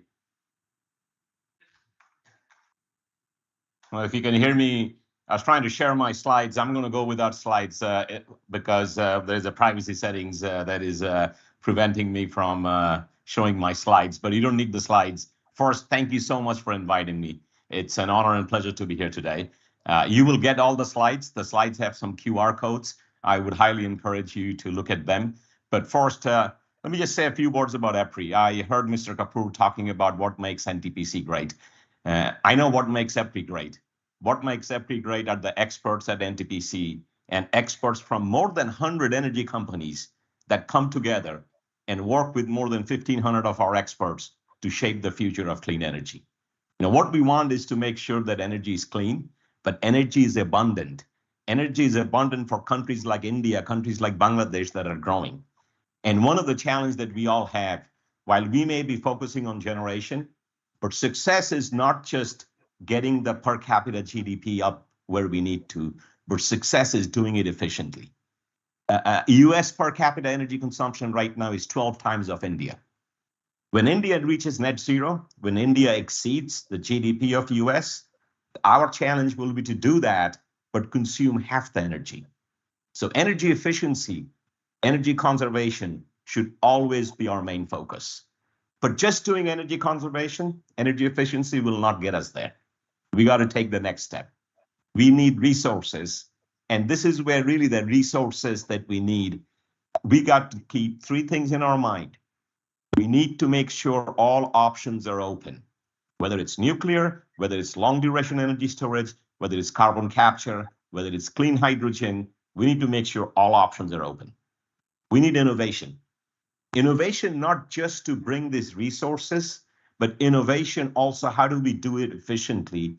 But one of the critical innovation that we need for all energy companies, including NTPC, even if the society comes together and we reach net zero by 2070, the weather is changing, the climate is changing. Our generation systems, our transmission systems, our distribution systems will need to be ready for the climate of the future. I do see somebody has put together the slides. So if you've got the slide, if you go to the third slide, I'll give a little bit of viewpoint on where US is in this clean energy journey, but really quickly pivot to where India could be and how innovation and collaboration becomes the key part of this journey. You see this global engagement with EPRI. I mentioned what makes EPRI great. EPRI is great because the utilities in these countries, their experts are working with EPRI. If you look at where we are in US today, US has set up a goal for 2030, while there is a 2050 net zero, and the goal in 2030 is to reduce economy-wide emission by 50%, going from 2005 to 2030. It's going to be a challenge. It's not going to be easy. And if you look at where we are, we have US peak load is around 750 gigawatt.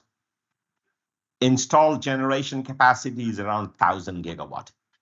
Of that, 230 gigawatt roughly is wind and solar. And you will see on the slide deck, as we see wind and solar started happening, wind started happening 10, 12 years ago, significantly. We use this phrase called hockey stick. Hockey stick means when a technology all of a sudden starts growing. We saw that in wind. We are seeing that in solar. Guess what we are seeing right now? In the last 2 years, in California, 1 out of 5 new cars that is sold is an EV. If you look at US wide, almost 5, 6, 7% of the new car sales are EVs. If you look at utility scale battery storage, because when you bring in the solar and when you bring in the wind, we all know what happens. We all know what happens to your system. Your system flexibility need continues to increase. If somebody's advancing the slides, if you can go to the slide that shows the duck curve and canyon curve, I can explain what US is going through, what India will go through in the next 5 to 7 years, and why flexibility has to be a key theme. We expect over the next 7 years, installed capacity of solar and wind to be around 600 gigawatt. Utility scale battery, large battery, you're talking about 80 megawatt, 100 megawatt battery, 4-hour lithium ion battery.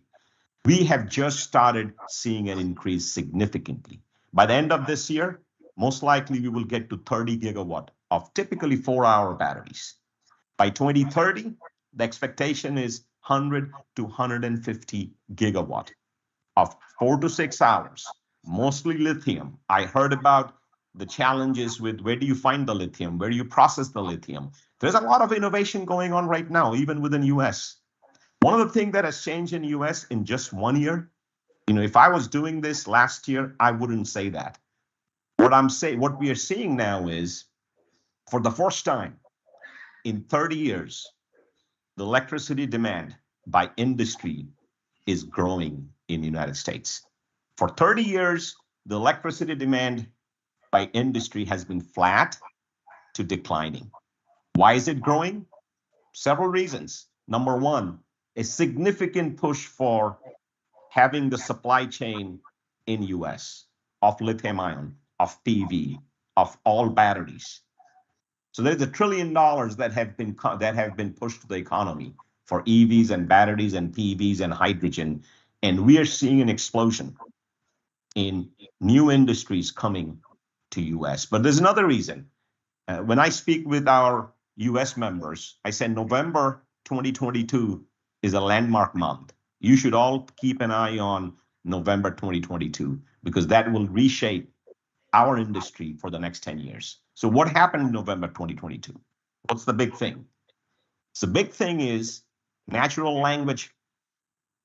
natural language models, some call it ChatGPT, some call it AI, was publicly released. So why has that got to do anything with our industry? Well, the expectation is within the next 5 years, every search that you do, whether it's you're doing on Google, using Sundar Pichai's search engine or Microsoft Satya Nadella's search engine, back end of the search engine will be generative AI. Takes 6 to 7 times more computational power. So we are seeing data center growth, significant growth on data centers, because you're moving from how we have done searches for the last 15, 20 years to a new way to do searches. So the need for energy is growing even in developed countries. Our ambition to get to a net zero future is also growing. It has to grow. If you believe in climate change, if you believe what's happening in global temperature, precipitation, then it has to grow. So this is the perfect opportunity for us really to innovate. So how do we innovate? I mentioned innovation many times. So first, you got to do what you got to do now. And what you got to do now is you have a thermal fleet, and the thermal fleet have to operate flexibly. We are seeing right now in US, winter, 5 p.m. to 9 p.m. is the biggest challenge that we face. Why winter 5 to 9 p.m. is the biggest challenge for the grid? Because the sun is going down, people are coming back home, they're hooking up their EVs, and we're moving from gas furnace heating to heat pump heating. And this state of electricity that we are in now, India will be there as we start increasing our solar penetration. So what do we need by innovation? What do we innovate on? So the first thing we innovate on may not be under NTPC's primary focus, but it has to be focusing on, you have the 10 aspects of the 21st century clean power system. You have to innovate on building a skilled workforce, which India is leading in the world. And opportunities to engage with 40 countries and experts helps you to build that skilled workforce. I mentioned energy efficiency conservation. You need a robust T&D grid, but you need a full portfolio of dispatchable generation. So your thermal generation will need to flex today. NTPC actually got an award for innovation on how you operate your current system flexibly and minimize maintenance issues. But what's the future technology need? You heard about SMR, small modular reactor.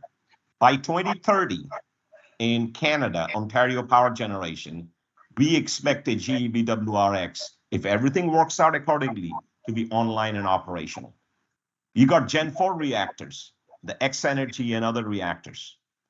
So SMR will be a key flexible resource. Another key flexible resource that we have to work on is hydrogen and carbon capture and storage. So carbon capture and storage, there are some large projects that are happening today on gas thermal power plants and in coal power plants. 20 years ago, 80% of world's energy was fossil fuel. Worldwide energy use, 80% was fossil fuel. 20 years from now, today, with all the solar, all the wind, guess what percent of world's energy use is fossil fuel? It's still 80%. So without getting carbon capture and storage, we will not be able to make that journey. Let's talk about long duration energy storage. Lithium ion for 2, 4, 6 hours is okay today, but we need energy storage that's in the 8, 16, 24 hours. I would say just Google and take a look at LDES, long duration energy storage. The work that EPRI is doing, and there are more than 100 startup companies, mechanical, gravitational, thermal, and chemical, iron air battery, that we are now deploying because the grid will need storage much more than it ever needed. And that storage cannot just be 4-hour, 6-hour large lithium ion. So that's another key piece of innovation. Not all of these will happen at the same time. SMR, Gen 4 reactors, carbon capture and storage. You mentioned about hydrogen. We have a global effort on hydrogen that I would strongly suggest that when you're looking into hydrogen, don't go alone, go with others. Just Google Low Carbon Resource Initiative, LCRI. More than 70 companies worldwide is focusing on not just how I make green hydrogen and electrolyzer technologies, but how do I use green hydrogen maybe to run my gas turbine one day? So just in the US this year, we had 4 projects. And these are not lab projects, these are real life projects. There's a Mitsubishi heavy frame turbine that was commissioned, brand new turbine, 450 megawatt. And we tried it with 40% hydrogen blending to make sure what happens with flammability, what happens with NOx emission, what happens with material degradation.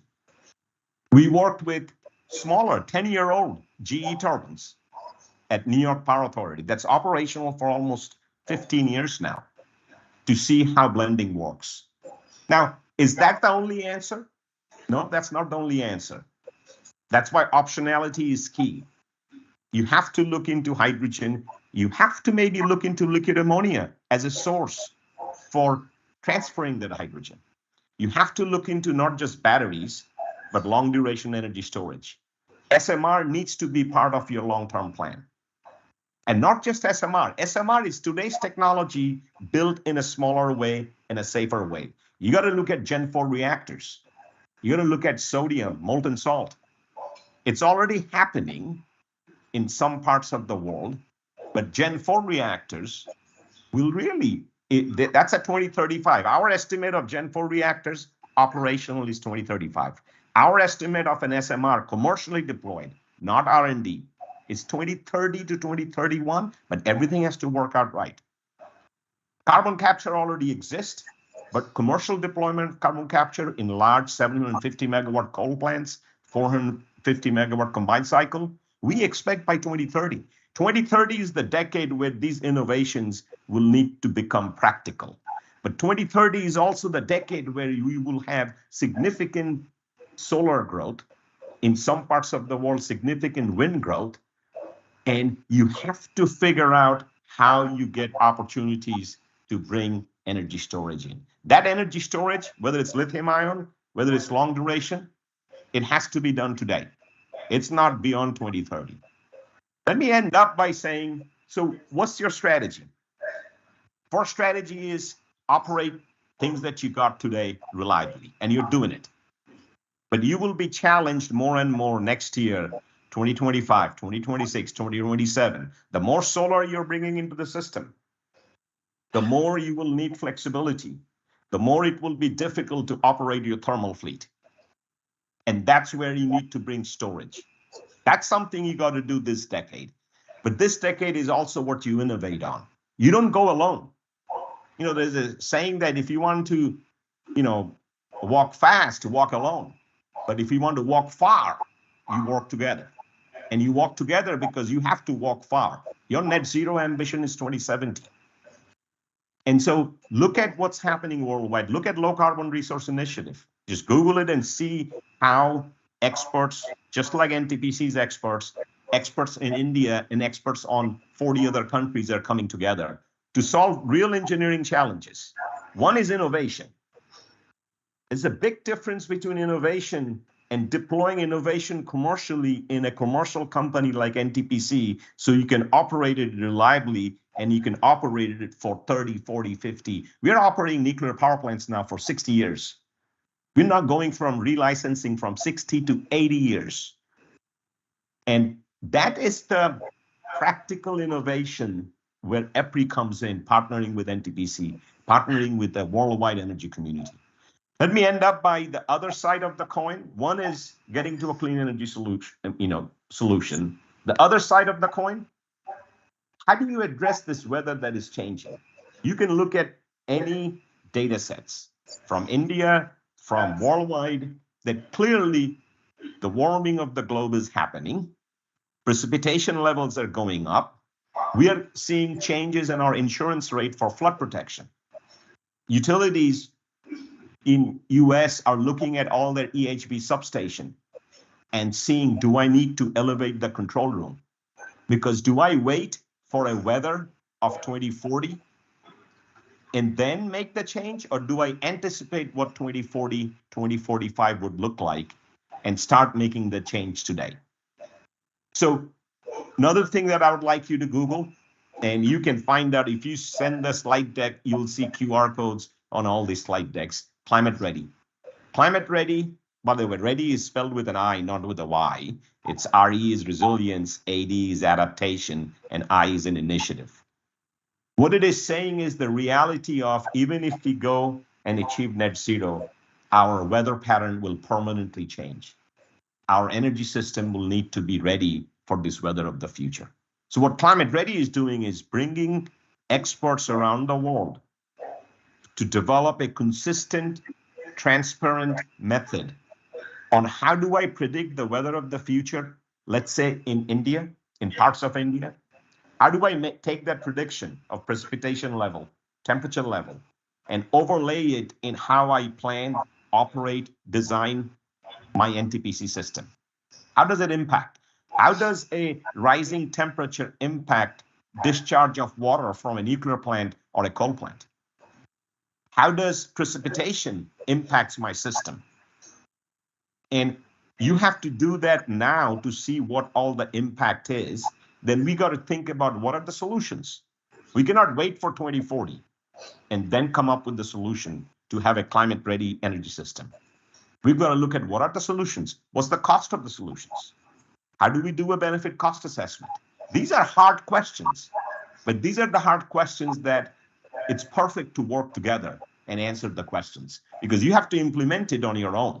You have to implement it based on the workforce that you're developing. So with that, let me just say how pleased I am. I wish I was there. I wish all of you a happy Diwali, but I'm far away and I'm hoping one day. I've been talking with my good friend Ujjal that I will be in India and I will be there soon. But three key messages as you start your journey on a global, the global engineering technology innovation is one, this decade is critical. All the things we talked about for innovation, CCUS, hydrogen, SMR, long duration energy storage may not be available at scale this decade, which is only 6.5 years left. So this decade, you got to operate it flexibly. You got to start thinking about storage all the time, figure out how storage plays a role. And you got to make sure that your grid can keep on accommodating the amount of solar that you think you will bring into the system.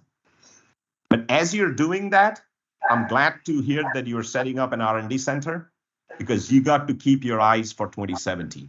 And that's where work together to develop the methodology on how NTPC can be climate ready.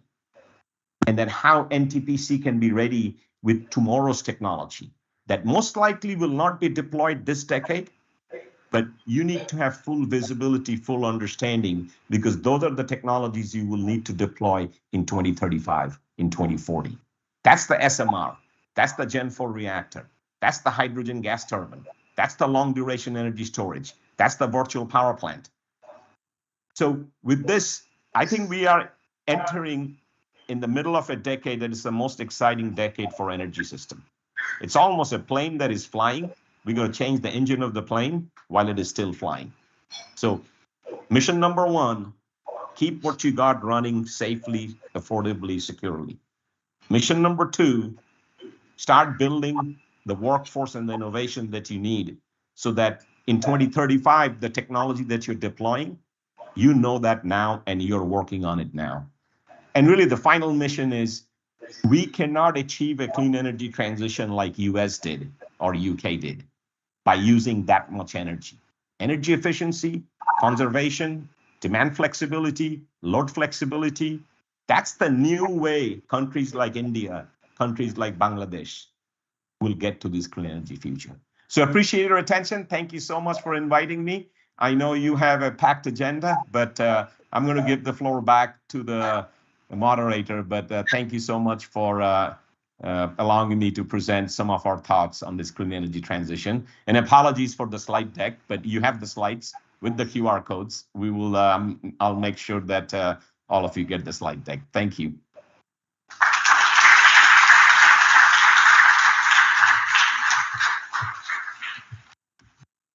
Thank you very much, sir. Now, we'd like to present to you a video prepared by Engineering Department at NTPC under guidance of our Director Projects, Shri Ujjwal Kanti Bhattacharya sir, and is spearheaded by our ED Engineering, Shri M.K. Srivastava sir, depicting the theme for the two-day conference and highlighting why it is absolutely pivotal to hold such summits and events. May we please have the theme presentation?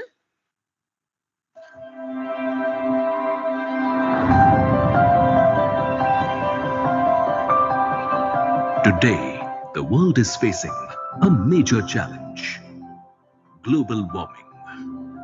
The pathway to a 1.5 degrees Celsius limit on global warming is very tough. But it remains open if we take the right measures at the right time. Power sector contributes nearly 40% of the world's carbon dioxide emissions. Fossil fuels generated 61% of the electricity in 2022. By 2050, renewables share will be 70%. Energy transition opens the path to sustainable, reliable, and clean energy. Countries have pledged actions that can get the world on a more sustainable and low-carbon pathway. The Indian Odyssey is distinct compared to other nations. Aside from time and cost considerations, the social aspect is of paramount importance. It's crucial to prioritize food, energy, habitat, and water security in our pursuit. India is set for a spectacular advancement in the decade and has committed to reach net zero by 2070. The electricity mix will make a substantial shift with a massive increase in renewables. Age-old challenges in the power sector have undergone a paradigm shift as we fully embrace the energy transition. With vast coal reserves in the country, coal is only sundown and not sunset point here. NTPC, one of the biggest power utilities in the world, is spearheading the energy transition for powering New India. NTPC is working on all fronts for energy transition, such as the development of renewable energy, carbon capture, energy storage, nuclear power, and green hydrogen. NTPC is actively pursuing the reduction of CO2 emissions to be at par with that of a CCGT plant. The initial step in this blue coal pathway involves enhancing efficiency through technological upgradation. Biomass co-firing further reduces the CO2 emissions. NTPC has fired 53% biomass of the total country. NTPC has made significant strides in the realm of carbon capture and is actively exploring multiple avenues, including physical, chemical, and biological methods through collaborative efforts. In the green ecosystem development, NTPC is actively driving various domains including green hydrogen, green chemicals and fuels, and hydrogen hub. NTPC has made a recent foray into nuclear power by establishing a joint venture company named Ashwini alongside NPCIL. NTPC envisions a future with 130 gigawatt total capacity by 2032. Of 60 gigawatt will come from renewables, while coal retains a 65% share. Navigating through fluctuating geopolitical conditions, emerging energy technologies, and escalating fossil fuel prices. Balancing a reliable and sustainable energy mix is an unprecedented challenge at this juncture. To tackle this, NTPC Engineering is bringing together the brightest minds from government, policy makers, academia, industry, technology providers, startups, and think tanks across the globe to foster collaborative innovation. In the Global Energy Technology Summit, the theme for GETS 2023 is set as Sustainable and Reliable Energy Mix, Challenges and Way Forward. NTPC extends a warm welcome to all stakeholders. Let's join hands for a sustainable future together.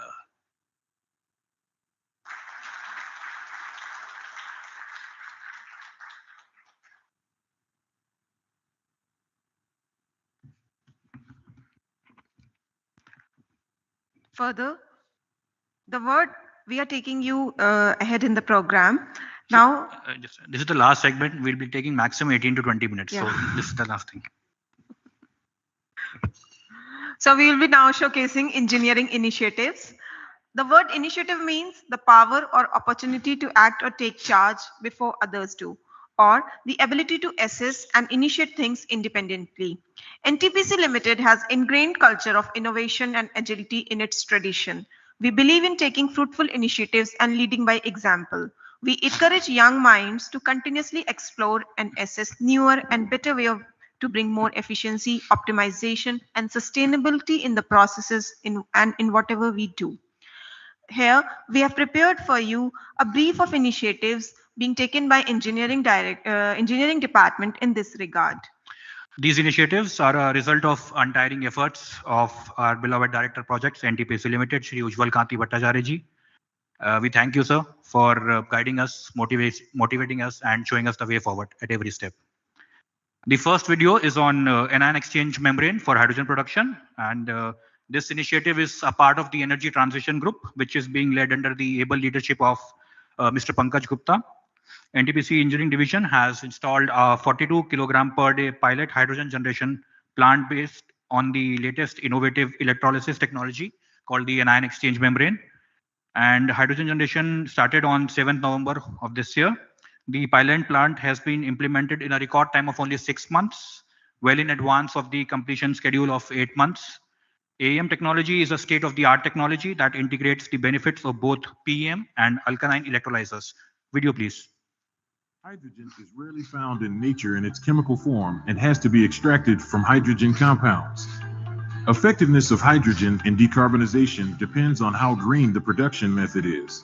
Green hydrogen is produced by electrolysis of water from renewable energy. In electrolyzers, alkaline, PEM, solid oxide, and anion exchange membrane are the available technologies. Each technology has its own advantages and disadvantages. NTPC has experience of alkaline, PEM, and SOEC.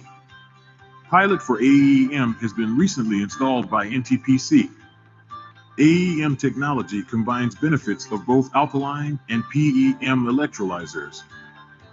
In AEM, water is reduced at cathode to produce hydrogen. OH negative moves to anode and produce oxygen. Exchanged OH negative is an anion which gives AEM its name. AEM technology has benefits of less stringent water quality, low water consumption, high hydrogen output pressure, no costly rare earth metals, etc. pilot AEM plant installed by NTPC has a capacity of 42 kg per day and has been set up for gaining experience of all electrolyzer technologies. The pilot has required compression, storage facilities, and a fuel cell for using the generated hydrogen. Various new initiatives have been taken by NTPC and pilot AEM plant. Sewage treated water for electrolysis. Extracting fuel cell exhaust water for reuse in electrolysis. Digital initiatives for performance assessment.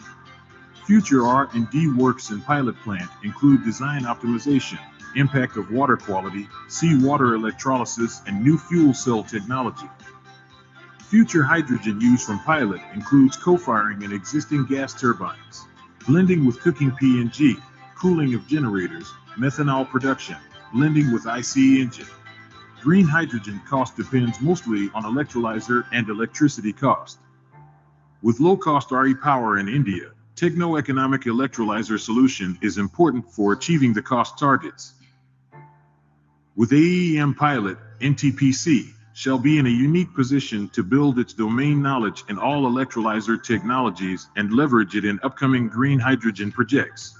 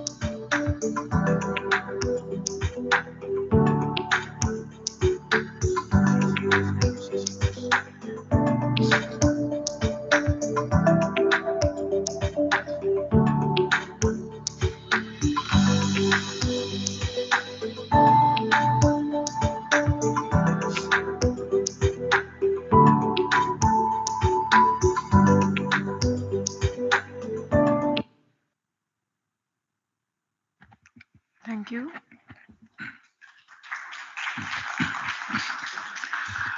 Moving on to our next initiative, it is nuclear, and it is pertinent to mention that Dr. Nayak is sitting here. He has a session tomorrow. He'll be speaking on the role of nuclear for a sustainable future. Also, Dr. Cheetal will be in that session. So the invitees are welcome to for that session as well. Moving on, this is about the efforts to build nuclear capacity at NTPC. This group is being spearheaded by Mr. A.P. Samal. NTPC, an engineering conglomerate, has made its presence in almost all prominent energy sources, including renewables, hydrogen, etc. And adding further to its clean energy portfolio, NTPC has stepped onto the nuclear arena, showcasing a steadfast commitment to clean and sustainable energy solutions. The video on nuclear, please. Harness carbon-free electricity, moving towards greening NTPC portfolio and contributing to meet the net zero target by 2070. NTPC had started its venture into nuclear energy sector. Our nuclear engineering cell was formed in August 2022 based out of Mumbai, which enabled better interaction with prominent organizations of nuclear energy sector, that is, Department of Atomic Energy, NPCIL, BARC, UCIL, AERB and others. The nuclear engineering cell proposes to adopt multi-technology approach, which includes PHWR, SMR, PWR, FBR and exploring acquisition of overseas uranium asset. Initiatives were taken up for the progress in all these areas. As a key initiative for indigenous development of Indian SMR, NTPC has been under discussion with BARC. The modalities, roles and responsibilities are being worked out for signing an MOU for this joint development. A roadmap for possible collaboration with other technology providers is also being worked out. Nuclear Engineering Cell has also been working on detailing the prominent utilization of SMR for industrial sectors in India, like desalination, heating and cooling applications, hydrogen generation, chemical processes, etc., which includes electric as well as non-electric applications. Seismic study is the most critical task for any NPP pre-project schedule. The joint team of NPCIL and NTPC is striving for optimizing schedules mainly through broadening of vendor base. An approach is being prepared for grouping of subtasks such that multiple competent vendors can participate, thereby aiding countries' nuclear expansion program, which needs parallel execution of multiple projects. In association with IGCA R&DAE, Nuclear Cell has also been working for utilizing the heat and electricity from FBTR facility at Kalpakkam for generation of clean hydrogen through high-temperature electrolysis. On the 6th of September 2023, NTPC signed an MOU with National Institute of Advanced Studies for evaluation of suitable technologies, along with identification of suitable candidate green and brownfield sites for nuclear power plant. NTPC has also been working towards possibility of MOU with UCIL, which involves joint due diligence for assessing the viability of overseas uranium assets and formation of JV company, if found suitable post-due diligence. Adding to the above, other initiatives have also been taken up, like evaluating the adoption of air-cooled condenser in NPP, getting consents from state beneficiaries for PPA, NPP tariff calculator application, monthly magazine, etc. In addition to all these new initiatives, capability development of our executives has also been in our focus through various experts of nuclear sector, institutions, regulator, industries, forums, etc. With the support of DAE family, NTPC, through its nuclear cell, shall continue to explore more and more for the growth of nuclear energy sector. Thank you. The next demonstration is about digital initiatives. Our group headed by Shri R. Sarangapani. As everybody is aware, NTPC has taken many digital initiatives which have yielded very good results. Digitalization, process optimization, and consolidation is the only way forward for progressive organizations like NTPC. Drawing the strength from the domain knowledge perspective, engineering division has initiated many digital initiatives in past few years, which are described in brief in the upcoming video. May we have the video, please? Limited, its engineering division has initiated a series of digital initiatives, which can be classified under various business imperatives, such as operational efficiency, flexibilization, environmental responsibilities, knowledge management, cybersecurity, spare parts management, SOP and LMI compliance, work efficiency and agility. Let's have a close look to each area of this digitalization activity canvas. Advanced process control, implemented in Unit 4 of NTPC Simhadri, has improved the unit efficiency through AI and ML optimization. Need-based dynamic modulation of the bias of the auxiliary air and fuel air dampers, burner tilt, flue gas oxygen set point has resulted in efficiency improvement and also improved ramp response. Boiler metal temperature excursions could also be avoided. Transform, an in-house automatic mill scheduler of NTPC, is a step towards making the thermal units flexible by timely starting and stopping mills automatically. Best operator actions and intelligence are emulated in this tool to minimize operator intervention. NTPC has embraced the latest technologies to create smart townships in its various stations. Integrated security system, data-driven smart management for optimum energy and water consumption, the essential components of smart township solution. Knowledge management system has been implemented to assimilate the collective knowledge and experience of all employees in various stations and corporate offices. For smooth induction of employees on transfer between stations, a platform named Krishna, that is knowledge retrieval for initial sensitization at new place of posting, has been piloted in Simhadri. A technology demonstration of data diode, that is digital NRV, has been successfully performed at NTPC Tanda with Waterfall Security of Israel for station LAN and switchyard automation system. No penetrable instances has been reported by the auditor. Additive manufacturing can help to mitigate the supply chain uncertainties of selected spares. A 3D printed metallic impeller is already in service in NTPC Kargong and is running successfully. A mobile-based ash-die cap has been developed and rolled out in stations to capture the as-is status of the ash dike. It helps to get early warning of impending distress areas for timely corrective action. For the process digital twin, an engineering simulator, APROS, has been installed at NTPC Raipur. A simulation model of air-cooled condenser has been prepared using the same. Digital twin technology is used to create digital mapping of the physical assets for as-is status, for retrofits, training, and effective decision-making. NTPC has adopted this tool through a proof of concept project in NTPC Kargam. Welcome to Virtual Plant Walkthrough Experience of NTPC Kargam. This digital twin platform can be accessed through any laptop, smartphone, or tablet without the need of any specific software license. One can have the high-quality 360-degree panoramic view of all the plant assets. It has got the facility to take highly accurate measurement between any two selected points. These information can be very useful input for making retrofit and RNN decisions. The user can go to any equipment inside the plant and can have access to all the engineering documents related to that equipment. The platform will readily retrieve the selected document from the repository without the need of any specific license. Similarly, the process parameters can also be accessed through this platform. It can give historical trend of the data and can also show the current value. With all these powerful features, the digital twin can be a great enabler for effective decision making. Thank you for being part of the digital transformation journey of NTPC.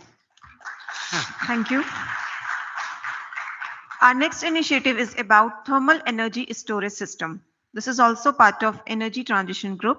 Sustainable operation of thermal power plant is crucial for meeting the energy demands of our nation. Considering the fact that around 3/4 of our energy demand is met by thermal plants, thermal energy storage technology is a groundbreaking development. It enables a stable operation of thermal units, particularly during high RE periods. NTPC has conducted a thorough analysis on the feasibility of integrating thermal energy storage system with thermal power plant and is in advanced stages of discussion to install a pilot project for same. Can we have a video, please? Thermal power plants have been the backbone of electricity generation of India.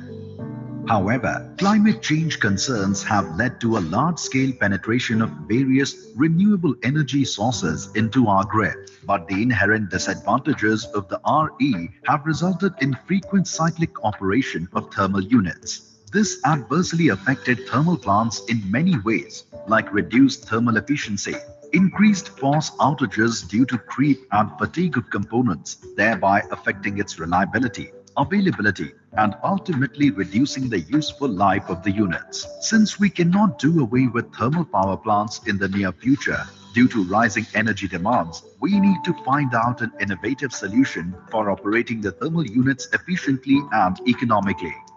A profound innovation has been the integration of thermal energy storage technology with the thermal plants. Thermal energy storage technology is a method of capturing and storing heat energy for later use in various applications.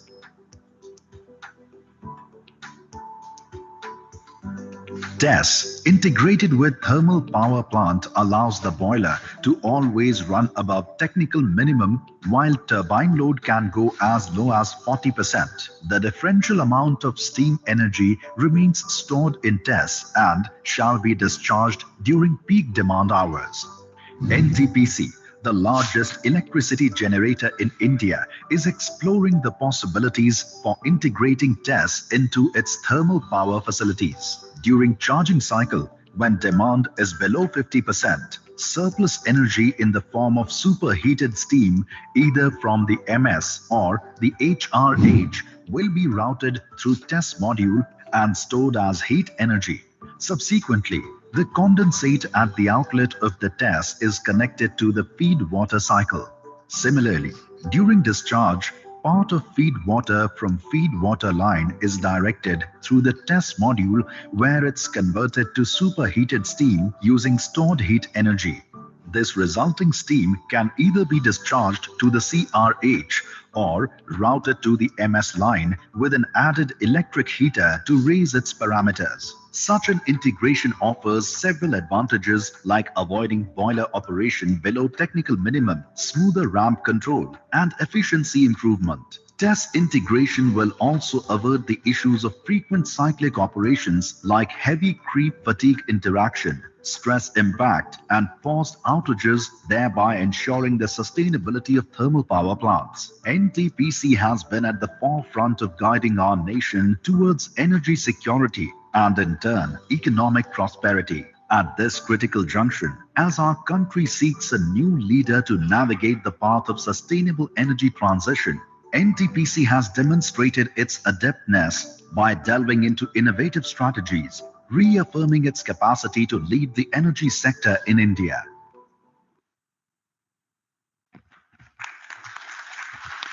And finally, the last video, the Clean Energy Calculator. The Engineering Calculator app, an initiative of NTPC Engineering and Corporate IT Department, was launched on November 7 last year.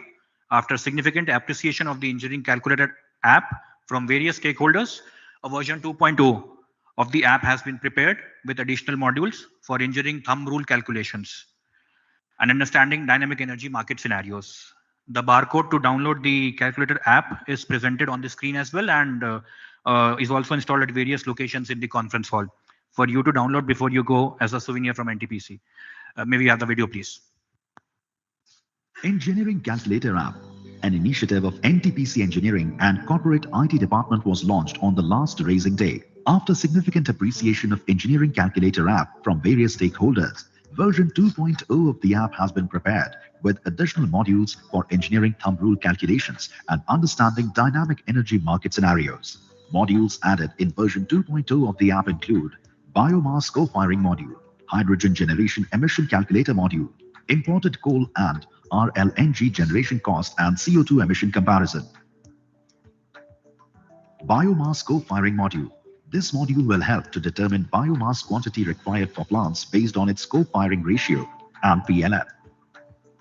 It will also calculate NTPC plant-wise biomass requirement, which will help to plan for procurement of biomass. The interactive module will also help to find out state-wise availability of surplus biomass and availability of biomass crop-wise. Hydrogen generation emission calculator module. The module has been designed to calculate the CO2 emissions from hydrogen generation. The interactive module allows the users to select type of electrolyzer, power source, PLF, etc., and calculates the CO2 emissions from the hydrogen generation. Imported coal and RLNG generation cost and CO2 emission comparison module. This module provides sensitivity analysis for the generation cost, total import, and CO2 emissions for the required generation. The module can help stakeholders in deciding the type of fuel to be imported for meeting the peak generation requirements based on the market fuel prices and million units to be generated. Thank you. Well, this wraps up our final segment. Thank you so much. And now I most kindly invite Executive Director to CMD NTPC Limited, Shri Shanmuga Sundaram sir, to present the vote of thanks on behalf of NTPC Engineering and NTPC in general. Most respected Professor Ajay Kumar Soodji, who has to leave us in between, PSA Government of India, our founding CMD DV Kapoor Saab, Chairman CA Shri Ghanshyam Prasad ji, CEO EP Rai, Shri Arshad Mansoor ji, Chairman and Managing Director NTPC Gurdeep Singh Saab, CMD Power Grid, our AEC delegate from our AEC, member CA, member Thermal, member Planning and System, member Hydro, directors on board NTPC, Director Projects, Director Finance, Director Operation and Director Fuel, and my dear distinguished guests for our various organizations, my dear colleagues, ladies and gentlemen. I feel extremely honored to propose a vote of thanks to this August gathering. On behalf of NTPC, we express heartfelt gratitude to the esteemed guests of honor as we conclude the curtain raiser event of GETS 2023 with the theme of sustainable and reliable energy mix, challenges and the way forward. What an evening that was. Already on the day one, all the issues have been listed. The short-term solution have been given. The long-term solution have been given. The short-term solution as given is flexible by our chairman and chairman EPRI, flexibilization, battery storage, PSP, addition of renewable. Long-term, SMR, nuclear, hydrogen-based chemicals, So the way it was, the progress, we are extremely satisfied. We extend our deepest appreciation to Honorable Professor Sri Ajay Kumar Surji for sparing his valuable time for in spite of his busy schedule. He has already talked of the optimal energy mix, how the government of India is looking at various possibilities of solving these energy issues and going into 2070 as a net zero.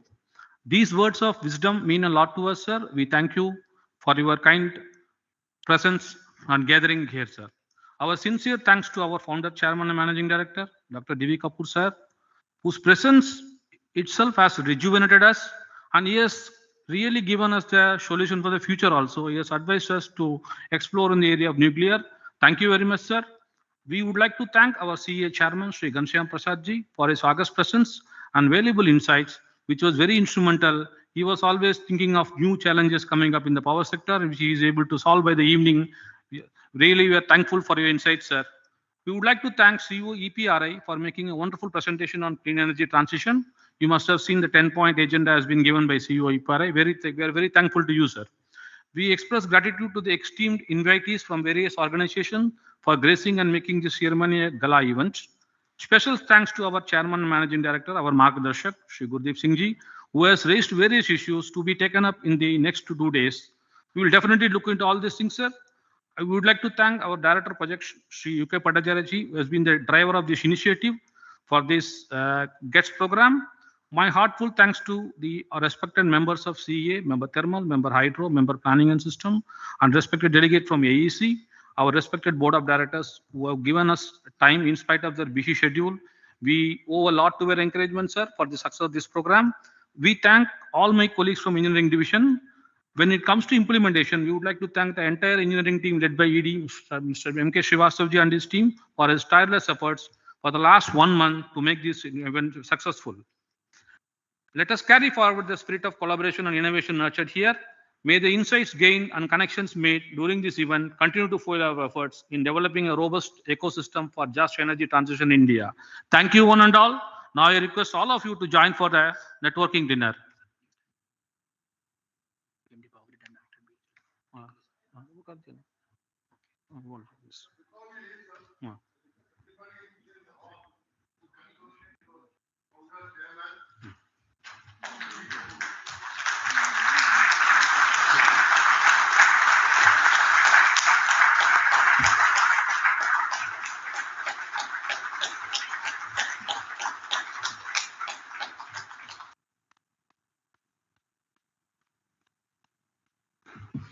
Thank you all.